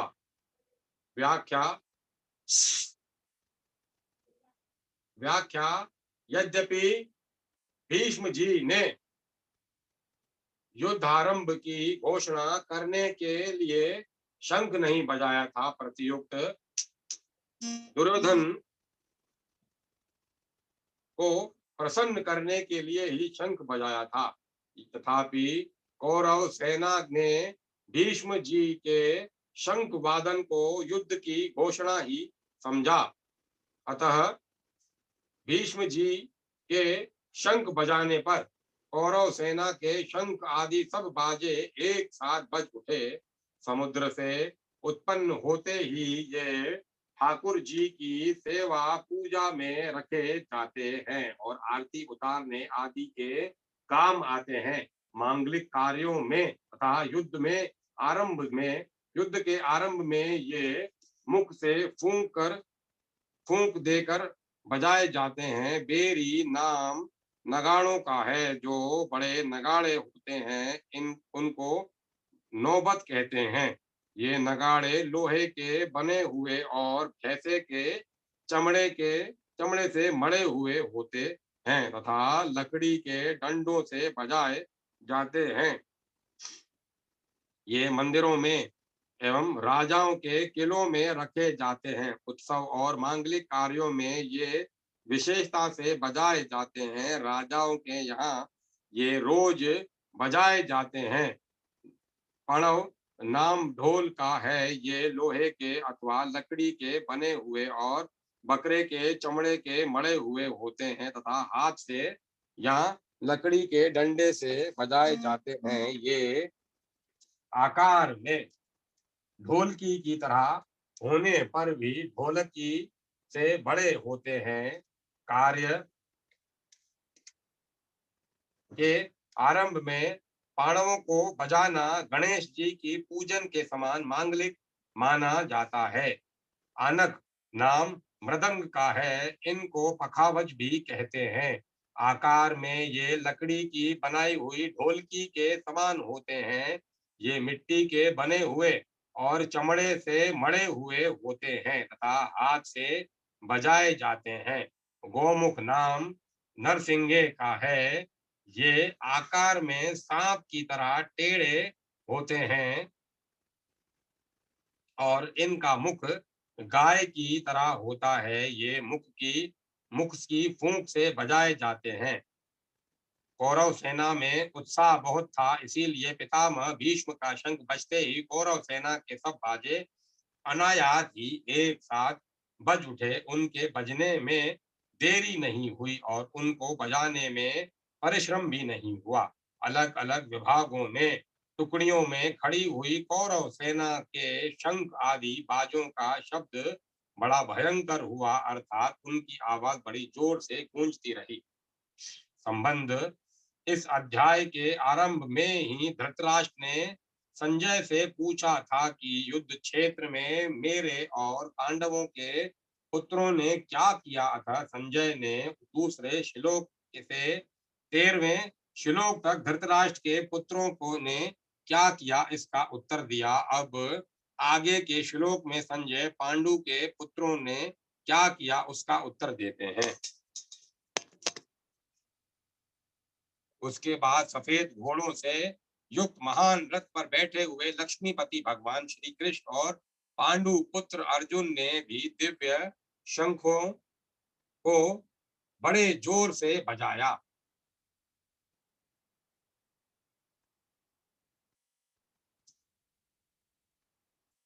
व्याख्या। चित्ररथ गंधर्व ने अर्जुन को 100 दिव्य घोड़े दिए थे। उन घोड़ों में से यह विशेषता थी कि इनमें से युद्ध में कितने ही घोड़े क्यों न मारे जाएं पर ये संख्या में 100 के 100 ही बने रहते थे, कम नहीं होते थे। ये पृथ्वी स्वर्ग आदि सभी स्थानों में जा सकते थे। उन्हीं 100 घोड़ों में से सुंदर और सुशिक्षित 4 सफेद घोड़े अर्जुन के रथ में जुते हुए थे। यज्ञों में आहुति रूप से दिए गए घी को खाते खाते अग्नि को अजीर्ण हो गया था। इसीलिए अग्निदेव खांडव वन की विलक्षण विलक्षण जड़ी बूटियां खाकर जलाकर अपना अजीर्ण दूर करना चाहते थे, परंतु देवताओं के द्वारा खांडव वन की रक्षा की जाने के कारण अग्निदेव अपने कार्य में सफल नहीं हो पाते थे। वे जब जब खांडव वन को जलाते तब तब इंद्र वर्षा करके उसको अग्नि को बुझा देते। अंत में अर्जुन की सहायता से अग्नि ने उस पूरे वन को जलाकर अपना अजीर्ण दूर किया और प्रसन्न होकर अर्जुन को यह बहुत बड़ा रथ दिया। 9 बैलगाड़ियों में जितने अस्त्र शस्त्र आ सकते हैं उतने अस्त्र शस्त्र इस रथ में पड़े रहते थे। यह सोने से मढ़ा हुआ और तेजोमय था। उसके पहिए बड़े ही दृढ़ एवं विशाल थे। उसकी ध्वजा बिजली के समान चमकती थी। यह ध्वजा 1 योजन 4 कोस तक फहराया करती थी। इतनी लंबी होने पर भी इसमें न तो बोझ था और न यह कहीं रुकती थी और न कहीं वृक्ष आदि में अटकती ही थी। इस ध्वजा पर हनुमान जी विराजमान थे। कहने का तात्पर्य है कि उस सुंदर और तेजोमय रथ पर साक्षात भगवान श्री कृष्ण और उनके प्यारे भक्त अर्जुन के विराजमान होने से उस रथ की शोभा और तेज बहुत ज्यादा बढ़ गया था। माँ नाम लक्ष्मी का है और धव नाम पति का है। माधव पांडवश्च अतः माधव नाम लक्ष्मीपति का है। यहाँ पांडव नाम अर्जुन का है क्योंकि अर्जुन भी पांडवों में मुख्य है। पांडवाना धनंजय। गीता अर्जुन नर के और श्री कृष्ण नारायण के अवतार थे। महाभारत के प्रत्येक पर्व के आरंभ में नर अर्जुन और नारायण भगवान श्री कृष्ण को नमस्कार किया गया है।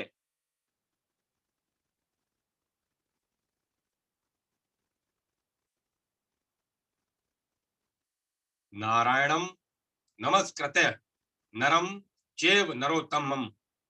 इस दृष्टि से पांडव सेना में भगवान श्री कृष्ण और अर्जुन ये दोनों मुख्य थे। संजय ये भी गीता के अंत में कहा है कि जहां योगेश्वर भगवान श्री कृष्ण और गांडीव धनुषधारी अर्जुन रहेंगे वहीं पर श्री विजय विभूति और अटल नीति रहेगी। दिव्यो शंखो पद्ममतः। भगवान श्री कृष्ण और अर्जुन के हाथों में जो शंख थे वे तेजोमय और अलौकिक थे। उन शंखों को उन्होंने बड़े जोर से बजाया। यहाँ शंख यहाँ शंका हो सकती है कि कौरव पक्ष में मुख्य सेनापति पितामह भीष्म हैं, इसीलिए उनका सबसे पहले शंख बजाना ठीक है। परंतु पांडव सेना में मुख्य सेनापति धृष्टद्युम्न हैं। धृष्टद्युम्न के रहते हुए भी सारथी बने हुए भगवान श्री कृष्ण ने सबसे पहले यहाँ शंख क्यों बजाया? इसका समाधान है कि भगवान सारथी बने चाहे महारथी बने, उनकी मुख्यता कभी मिट ही नहीं सकती।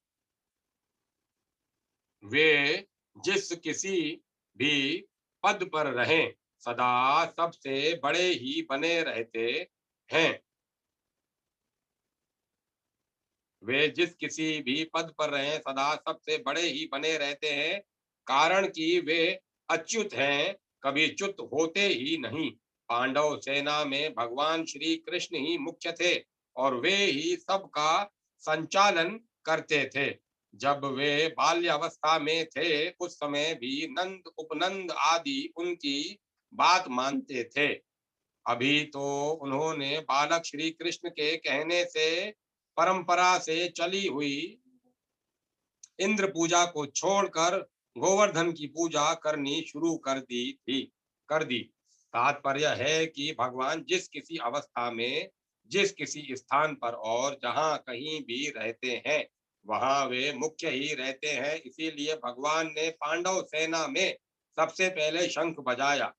जो स्वयं छोटा होता है, वही ऊंचे स्थान पर नियुक्त होने से बड़ा माना जाता है। अतः जो ऊंचे स्थान के कारण अपने को बड़ा मानता है, वह स्वयं वास्तव में छोटा ही होता है। परंतु जो स्वयं बड़ा होता है, वह जहाँ भी रहता है, उसके कारण वह स्थान भी बड़ा माना जाता है। जैसे भगवान यहाँ सारथी बने हैं, जो उनके कारण वह सारथी का स्थान पद भी ऊंचा हो गया। संबंध अब संजय आगे के 4 श्लोक में पूर्व श्लोक का खुलासा करते हुए दूसरों के शंख वादन का वर्णन करते हैं।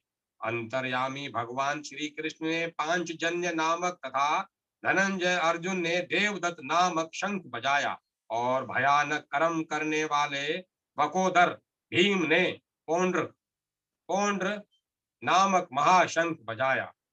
व्याख्या: पांचजन्य ऋषिकेश, सबके अंतर्यामी अर्थात सबके भीतर की बात जानने वाले साक्षात भगवान श्री कृष्ण ने पांडवों के पक्ष में खड़े होकर पांचजन्य नामक शंख बजाया।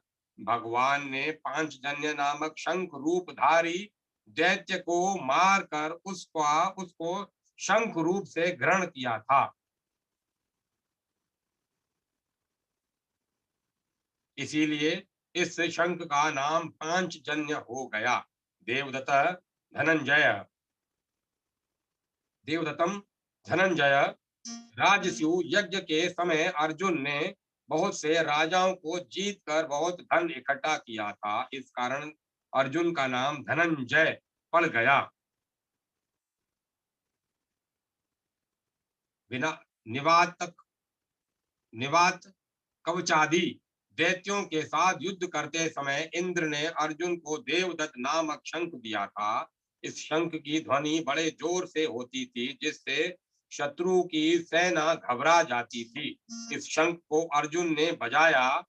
पौंड्रक पौंड्रमम पौंड्रम दधुम महाशंख भीम कर्मा वक्रोधरम हिडम्बासुर बकासुर जटासुर आदि असुरों तथा कीचक जरासंघ आदि बलवान वीरों को मारने के कारण भीमसेन का नाम भीमकर्मा पड़ गया।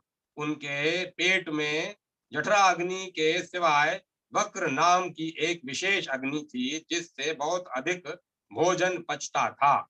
इस कारण उनका नाम वक्रोधर पड़ गया। ऐसे भीमकर्मा वक्रोधर भीमसेन ने बहुत बड़े आकार वाला पौंड्रक नामक शंख बजाया। कुंती पुत्र राजा युधिष्ठिर ने अनंत विजय नामक शंख बजाया तथा नकुल और सहदेव ने सुघोष और माणी पुष्पक नामक शंख बजाए।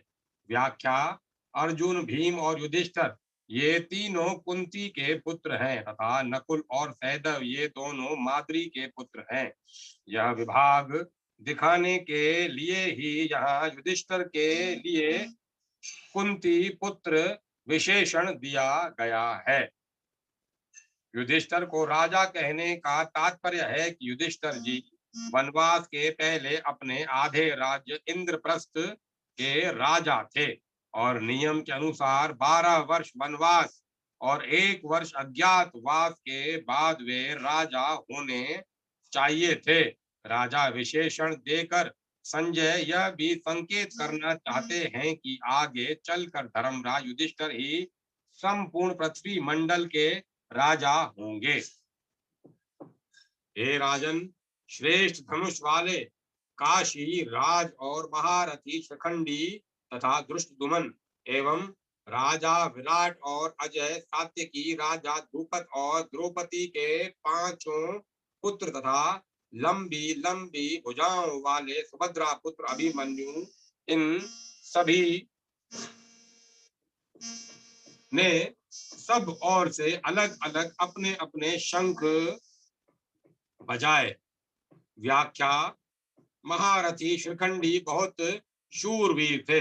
यह पहले जन्म में स्त्री काशी राज की कन्या अंबा था और इस जन्म में भी राजा द्रुपद को पुत्री रूप में प्राप्त हुआ था। आगे चलकर यही शिखंडी स्थूणा कर्ण नामक यक्ष से पुरुषत्व प्राप्त करके पुरुष बना।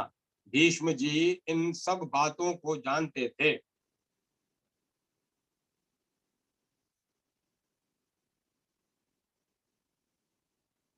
और शिखंडी को स्त्री ही समझते थे, इस कारण वे इस पर बाण नहीं चलाते थे। अर्जुन ने युद्ध के समय इसी को आगे करके भीष्म जी पर बाण चलाए और उनको रथ से नीचे गिरा दिया। अर्जुन का पुत्र अभिमन्यु बहुत शूरवीर था। युद्ध के समय इसने द्रोण निर्मित चक्रव्यूह में घुसकर अपने पराक्रम से बहुत से वीरों का संहार किया। अंत में कौरव सेना के 6 महारथियों ने इसको अन्याय पूर्वक घेर कर इस पर अस्त्र चलाए। दुशासन पुत्र के द्वारा सिर पर गदा का प्रहार होने से इसकी मृत्यु हो गई। संजय ने शंखवादन में के वर्णन में कौरव सेना के शूरवीरों में से केवल भीष्म जी का ही नाम लिया और पांडव सेना के शूरवीरों में से भगवान श्री कृष्ण, अर्जुन, भीम आदि 18 वीरों के नाम लिए। इससे ऐसा प्रतीत होता है कि संजय के मन में अधर्म के पक्ष कौरव सेना का आदर नहीं है, इसीलिए वे अधर्म के पक्ष का अधिक वर्णन करना उचित नहीं समझते, परंतु उनके मन में धर्म के पक्ष पांडव सेना का आदर होने से और भगवान श्री कृष्ण तथा पांडवों के प्रति आदर भाव होने से वे उनके पक्ष का ही अधिक वर्णन करना उचित समझते हैं और उनके पक्ष का वर्णन करने में ही उनको आनंद आ रहा है। संबंध: पांडव सेना के शंख वादन का कौरव सेना पर क्या असर हुआ, इसको आगे के श्लोक में कहते हैं। और पांडव सेना के शंखों के इस भयंकर शब्द ने आकाश और पृथ्वी को भी गुंजाते हुए अन्याय पूर्वक राज्य हड़पने वाले दुर्योधन आदि के हृदय विदीर्ण कर दिए। व्याख्या: पांडव सेना की यह शंख ध्वनि इतनी विशाल, गहरी, ऊंची और भयंकर हुई कि उस ध्वनि प्रतिध्वनि से पृथ्वी और आकाश के बीच का भाग गूंज उठा। उस शब्द से अन्याय पूर्वक राज्य को हड़पने वालों के और उनकी सहायता के लिए उनके पक्ष में खड़े हुए राजाओं के हृदय विदीर्ण हो गए। तात्पर्य है कि हृदय को किसी अस्त्र शस्त्र से विदीर्ण करने से जैसी पीड़ा होती है, वैसी ही पीड़ा उनके हृदय में शंख ध्वनि से हो गई। उस शंख ध्वनि से कौरव सेना के हृदय में युद्ध का जो उत्साह था, बल था, उसको कमजोर बना दिया, जिससे उनके हृदय में पांडव सेना का भय उत्पन्न हो गया।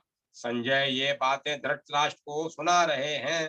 धृतराष्ट्र के सामने ही संजय का धृतराष्ट्र के पुत्रों अथवा संबंधियों के हृदय विदीर्ण कर दिए, ऐसा कहना सभ्यतापूर्ण और युक्ति संगत नहीं मालूम देता। इसीलिए संजय को धात्र राष्ट्राम न कहकर ताव की नानम, आपके पुत्रों अथवा संबंधियों के, ऐसा कहना चाहिए था, क्योंकि ऐसा कहना ही सभ्यता है। इस दृष्टि से यहाँ धात्रा राष्ट्रायाम पद का अर्थ जिन्होंने अन्याय पूर्वक राज्य को धारण किया,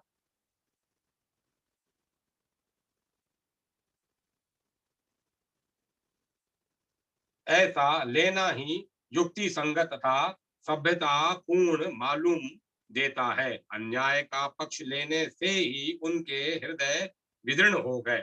इस दृष्टि से भी यह अर्थ लेना ही युक्ति संगत मालूम देता है। यहाँ शंका होती है कि कौरवों की 11 अश्वनी सेना दुर्योधन के पक्ष में 11 अश्वनी सेना का होना संभव ही नहीं था, परंतु जब पांडव वनवास में चले गए तब दुर्योधन ने धर्मराज युधिष्ठिर की राज्य करने की नीति को अपनाया। जैसे युधिष्ठिर जी अपना कर्तव्य समझकर प्रजा को सुख देने के लिए धर्म और न्याय पूर्वक राज्य करते थे, ऐसे ही दुर्योधन ने भी अपना राज्य स्थापित करने के लिए, अपना प्रभाव जमाने के लिए प्रजा के साथ युधिष्ठिर के समान बर्ताव किया। 13 वर्ष तक प्रजा के साथ अच्छा बर्ताव करने से युद्ध के समय बहुत सेना जुट गई, जो कि पहले पांडवों के पक्ष में थी और पांडवों को चाहती थी। इस प्रकार 9 अश्वनी सेना तो प्रजा के साथ अच्छे बर्ताव के प्रभाव से दुर्योधन के पक्ष में हो गई और भगवान श्री कृष्ण की एक अश्वनी नारायणी सेना को तथा भद्रराज शल्य की एक अश्वनी सेना को दुर्योधन ने चालाकी से अपने पक्ष में कर लिया, जो कि पांडवों के पक्ष में थी। अतः दुर्योधन के पक्ष में 11 अश्वनी सेना और पांडवों के पक्ष में 7 अश्वनी सेना थी।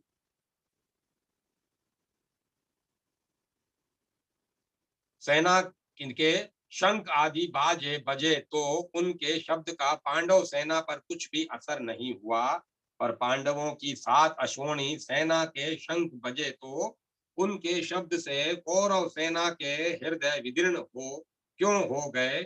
इसका समाधान यह है कि जिसके हृदय में अधर्म, पाप, अन्याय नहीं होता, अर्थात जो धर्म पूर्वक अपने कर्तव्य का पालन करते हैं, उनका हृदय मजबूत होता है, उनके हृदय में भय नहीं होता, न्याय का पक्ष होने से उनमें उत्साह होता है, शूरवीरता होती है। पांडवों ने वनवास के पहले भी न्याय और धर्म पूर्वक राज्य किया था और वनवास के बाद भी नियम के अनुसार कौरवों ने न्याय पूर्वक राज्य मांगा था। अतः उनके हृदय में भय नहीं था, प्रतियुक्त उत्साह था, शूरवीरता थी।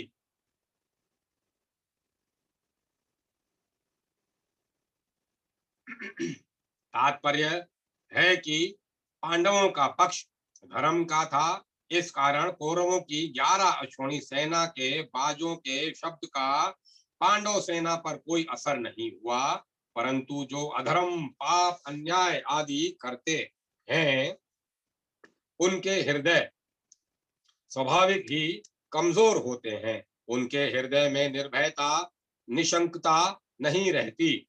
उनका खुद का किया पाप, अन्याय ही उनके हृदय को निर्बल बना देता है। अधर्म अधर्मी को खा जाता है। दुर्योधन आदि ने पांडवों को अन्याय पूर्वक मारने का बहुत प्रयास किया था। उन्होंने छल कपट से अन्याय पूर्वक पांडवों का राज्य छीन लिया था और बहुत कष्ट दिए थे। इस कारण उनके हृदय कमजोर निर्बल हो चुके थे। तात्पर्य है कि कौरवों का पक्ष अधर्म का था, इसीलिए पांडवों की 7 अश्वनी सेना की शंख ध्वनि से उनके हृदय विदृढ़ हो गए, उनमें बड़े जोर की पीड़ा हो गई। इस प्रसंग से साधक को सावधान हो जाना चाहिए कि उसके द्वारा अपने शरीर, वाणी, मन से कभी भी कोई अन्याय और अधर्म का आचरण न हो। अन्याय और अधर्म युक्त आचरण से मनुष्य का हृदय कमजोर निर्बल हो जाता है, उसके हृदय में भय पैदा हो जाता है। उदाहरणार्थ लंकापति रावण से त्रिलोकी डरती थी। वही रावण जब सीता जी का हरण करने जाता है तब भयभीत होकर इधर उधर देखता है। सुन बिच दसंग 10 कंधर देखा, आवा निकट जाति के बेछा, जाके डर सुर असुर डराही, निसही न नींद दिन अन्न न खाई।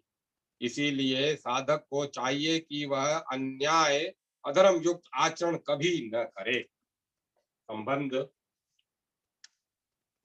धृतराष्ट्र ने पहले श्लोक में अपने और पांडु के पुत्रों के विषय में प्रश्न किया था। उसका उत्तर संजय ने दूसरे श्लोक से 19वें अर्थात 19वें श्लोक तक दे दिया। अब संजय भगवत गीता के प्राकट्य प्रसंग आगे के श्लोक में आरंभ करते हैं। हे महीपते धृतराष्ट्र, अब शस्त्र चलाने की तैयारी हो ही रही थी कि उस समय अन्याय पूर्वक राज्य को धारण करने वाले राजाओं और उनके साथियों को व्यवस्थित रूप से सामने खड़े हुए देखकर कपिध्वज पांडु पुत्र अर्जुन ने अपना गांडीव धनुष उठा लिया और अंतर्यामी भगवान श्री कृष्ण से यह वचन बोले।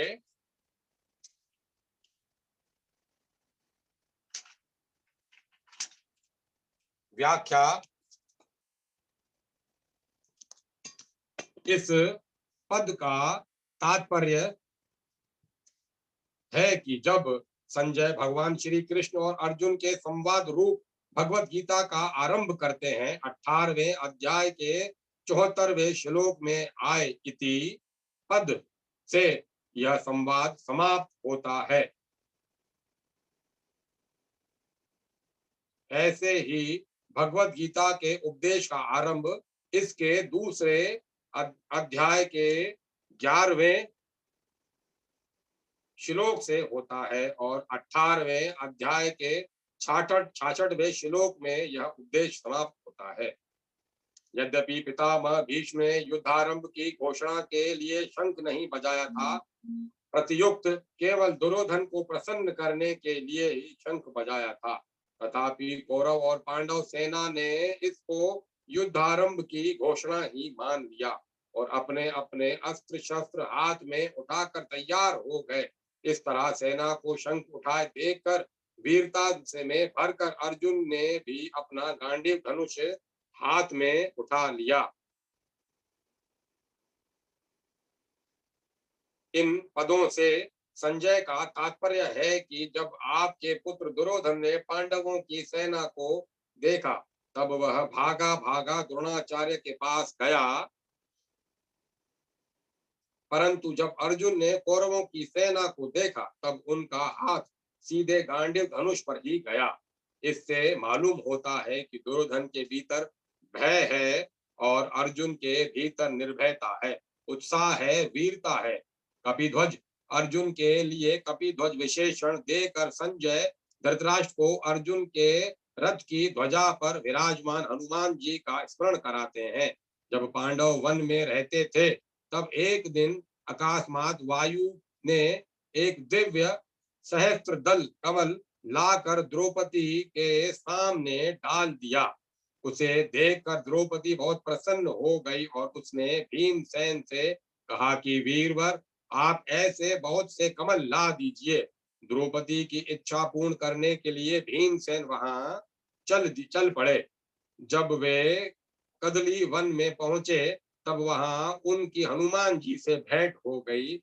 उन दोनों की आपस में कई बातें हुई। अंत में हनुमान जी ने भीमसेन से वरदान मांगने के लिए आग्रह किया तो भीमसेन ने कहा कि मेरे पर आपकी कृपा बनी रहे। इस पर हनुमान जी ने कहा कि हे वायुपुत्र, जिस समय तुम बाण और शक्ति से आघात से व्याकुल शत्रुओं की सेना में घुसकर सेनाद करोगे, उस समय मैं अपनी गर्जना से उस सेनाद को और बढ़ा दूंगा।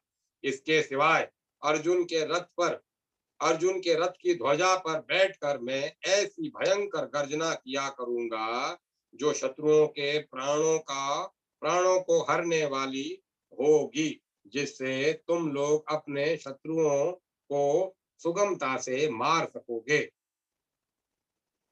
इस प्रकार जिनके रथ की ध्वजा पर हनुमान जी विराजमान हैं, उनकी विजय निश्चित है। पांडवहम, धृतराष्ट्र ने अपने प्रश्न में पांडवहम पद का प्रयोग किया था। अतः धृतराष्ट्र को बार बार पांडवों की याद दिलाने के लिए संजय पांडव शब्द का प्रयोग करते हैं। ऋषिकेशम तदा वाक्य मिद माह महीपते। पांडव सेना को देखकर दुर्योधन तो गुरु द्रोणाचार्य के पास जाकर चालाकी से भरे हुए वचन बोलता है, परंतु अर्जुन कौरव सेना को देखकर जो जगत गुरु है, अंतर्यामी है, मन बुद्धि आदि के प्रेरक हैं, ऐसे भगवान श्री कृष्ण से शूर वीरता, उत्साह और अपने कर्तव्य से भरे हुए आगे कहे जाने वाले वचन बोलते हैं। अर्जुन बोले, हे अच्युत, दोनों सेनाओं के मध्य मेरे रथ को आप तब तक खड़ा कीजिए जब तक मैं युद्ध क्षेत्र में खड़े हुए इन युद्ध की इच्छा वालों को देख न लूं कि इस युद्ध रूप उद्योग में मुझे किन किन के साथ युद्ध करना योग्य है। व्याख्या: अच्युत सैन्य योरु भयो भयो मध्यर्ये रथम स्थापय। दोनों सेना जहां युद्ध करने के लिए एक दूसरे के सामने खड़ी थी, वहां उन दोनों सेनाओं में इतनी दूरी थी कि एक सेना दूसरी सेना पर बाण आदि मार सके। उन दोनों सेनाओं का मध्य भाग दो तरफ से मध्य था। सेनाएं जितनी चौड़ी खड़ी थी, उस चौड़ाई का मध्य भाग और दोनों सेनाओं का मध्य भाग, जहां कौरव सेना जितनी दूरी पर खड़ी थी उतनी ही दूरी पर पांडव सेना खड़ी थी।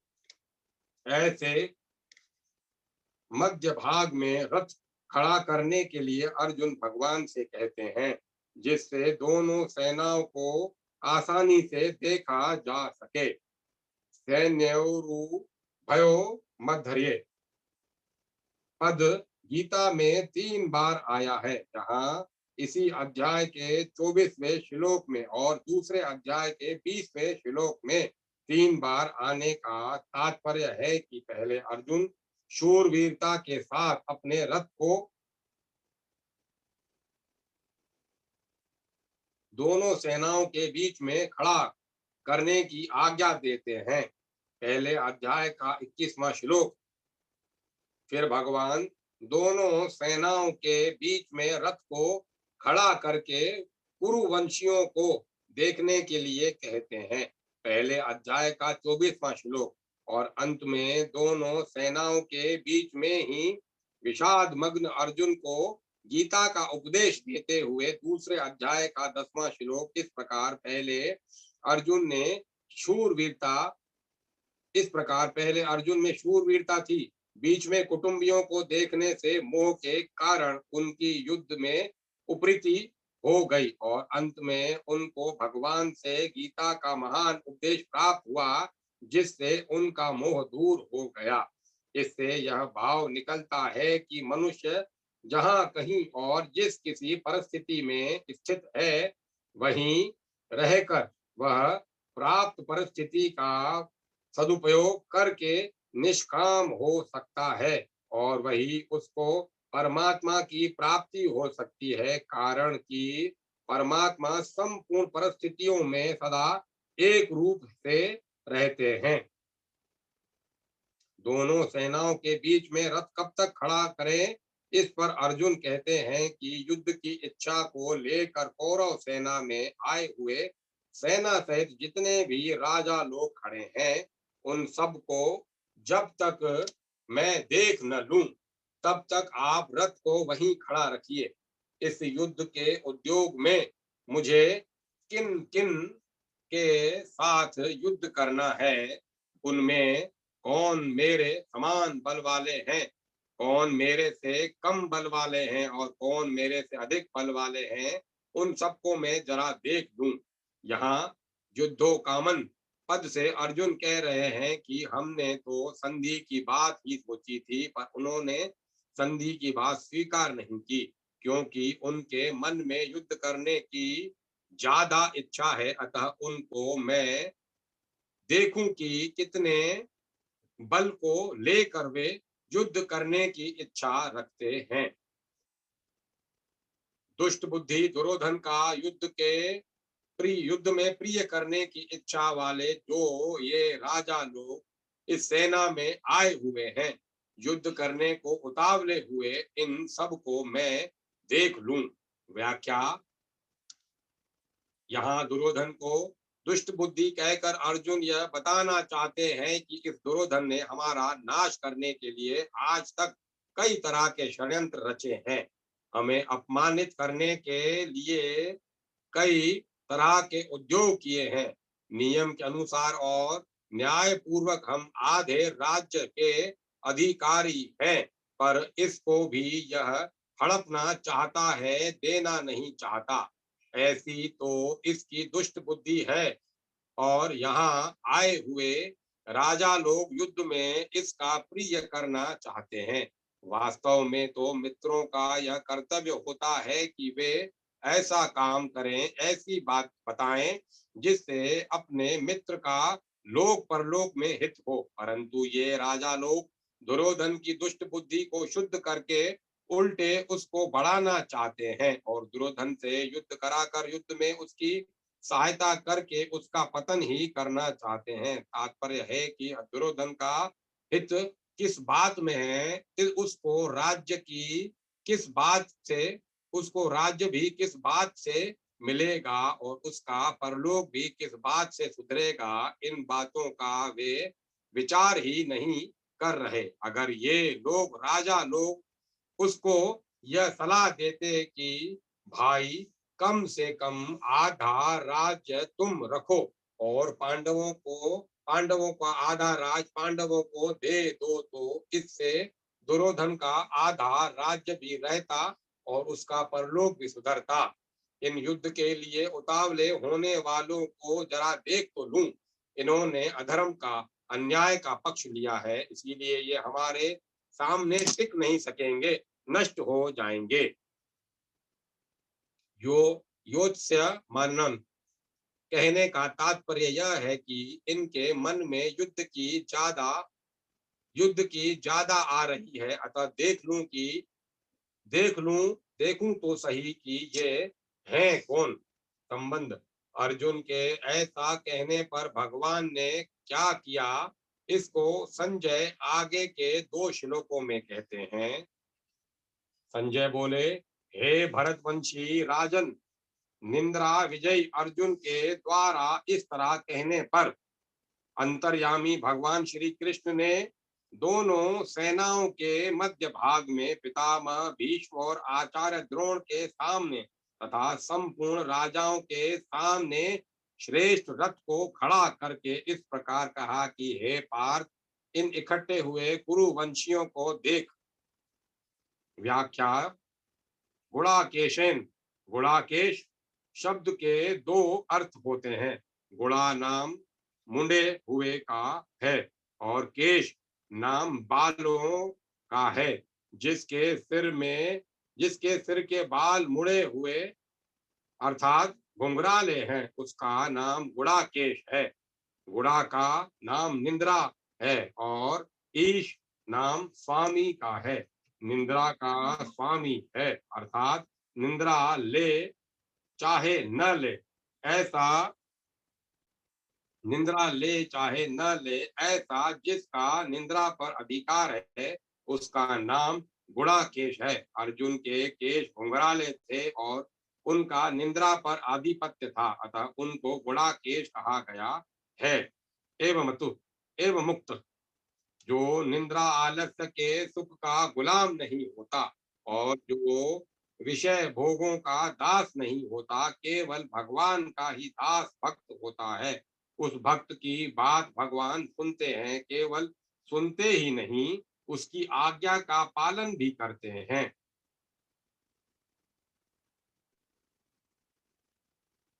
इसीलिए अपने सखा भक्त अर्जुन के द्वारा आज्ञा देने पर अंतर्यामी भगवान श्री कृष्ण ने दोनों सेनाओं के बीच में अर्जुन का रथ खड़ा कर दिया। ऋषिकेशम इंद्रियों का नाम ऋषिक है, जो इंद्रियों के ईश अर्थात स्वामी है, उनको ऋषिकेश कहते हैं। पहले 21वें श्लोक में और यहाँ ऋषिकेश कहने का तात्पर्य है कि जो मन बुद्धि इंद्रियां आदि सबके प्रेरक हैं, सबको आज्ञा देने वाले हैं, वे ही अंतर्यामी भगवान यहाँ अर्जुन की आज्ञा का पालन करने वाले बन गए हैं। यह उनकी अर्जुन पर कितनी अधिक कृपा है। दोनों सेनाओं के बीच में जहां खाली जगह थी, वहां भगवान ने अर्जुन के श्रेष्ठ रथ को खड़ा किया। उस रथ को भी भगवान ने विलक्षण चतुराई से ऐसी जगह खड़ा किया जहां से अर्जुन को कौटुंबिक संबंध वाले पितामह भीष्म, विद्या के संबंध वाले आचार्य द्रोण और कौरव सेना के मुख्य मुख्य राजा लोग सामने दिखाई दे सकें। पद में धृतराष्ट्र के पुत्र और पांडु के पुत्र ये दोनों आ जाते हैं।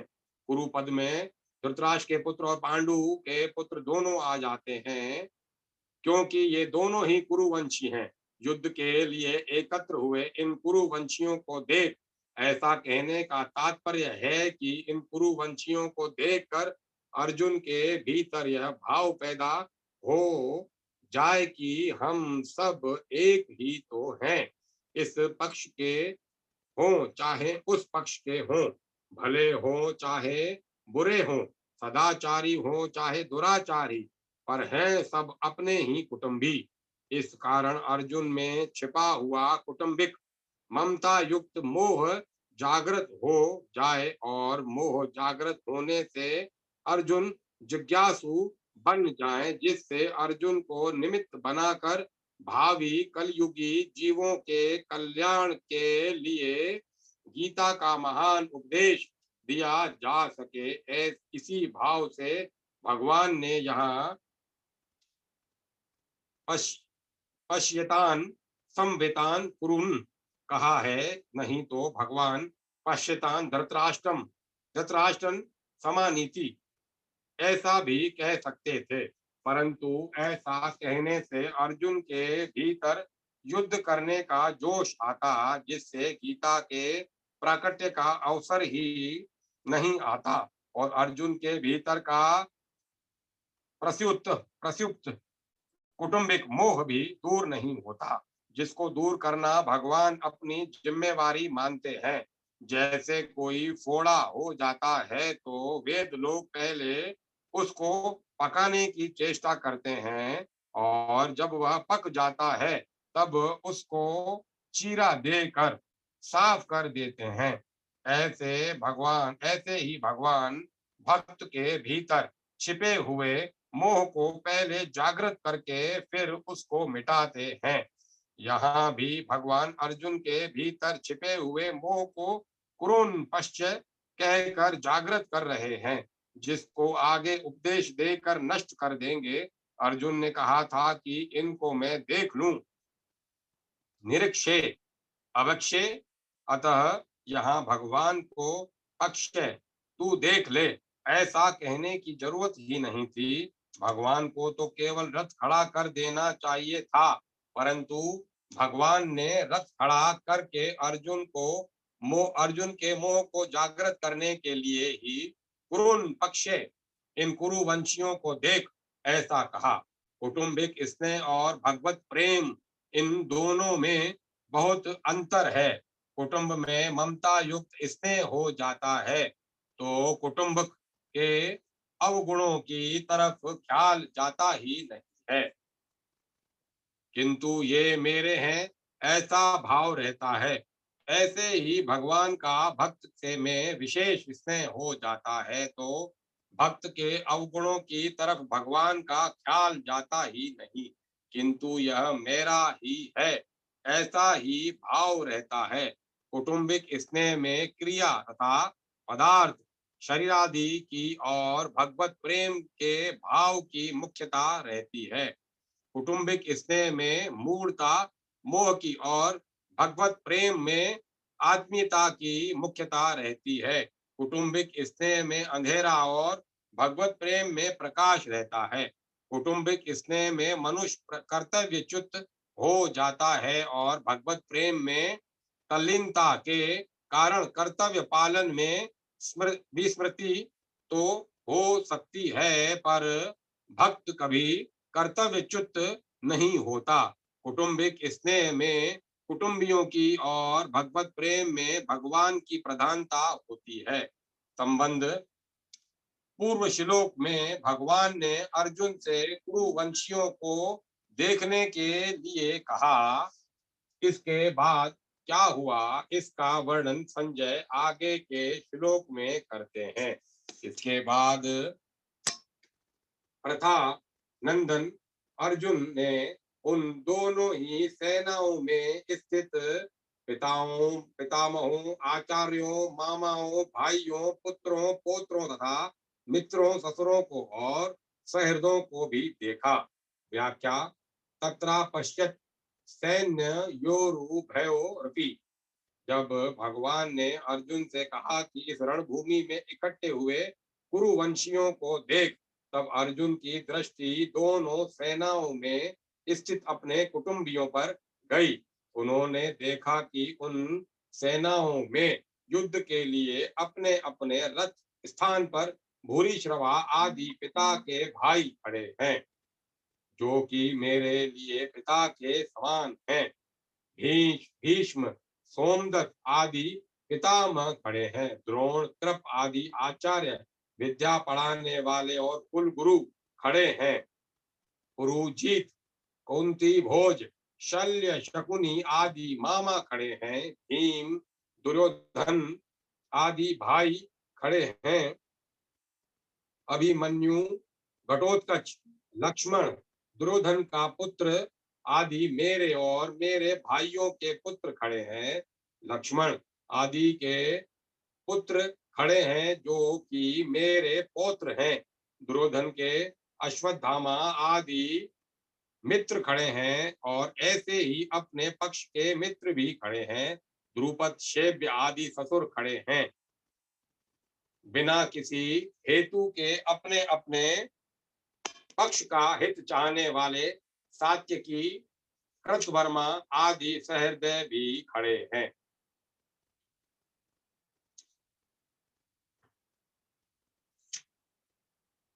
अब मैं कथा को विराम देता हूँ, कल आगे इसका आनंद लेंगे।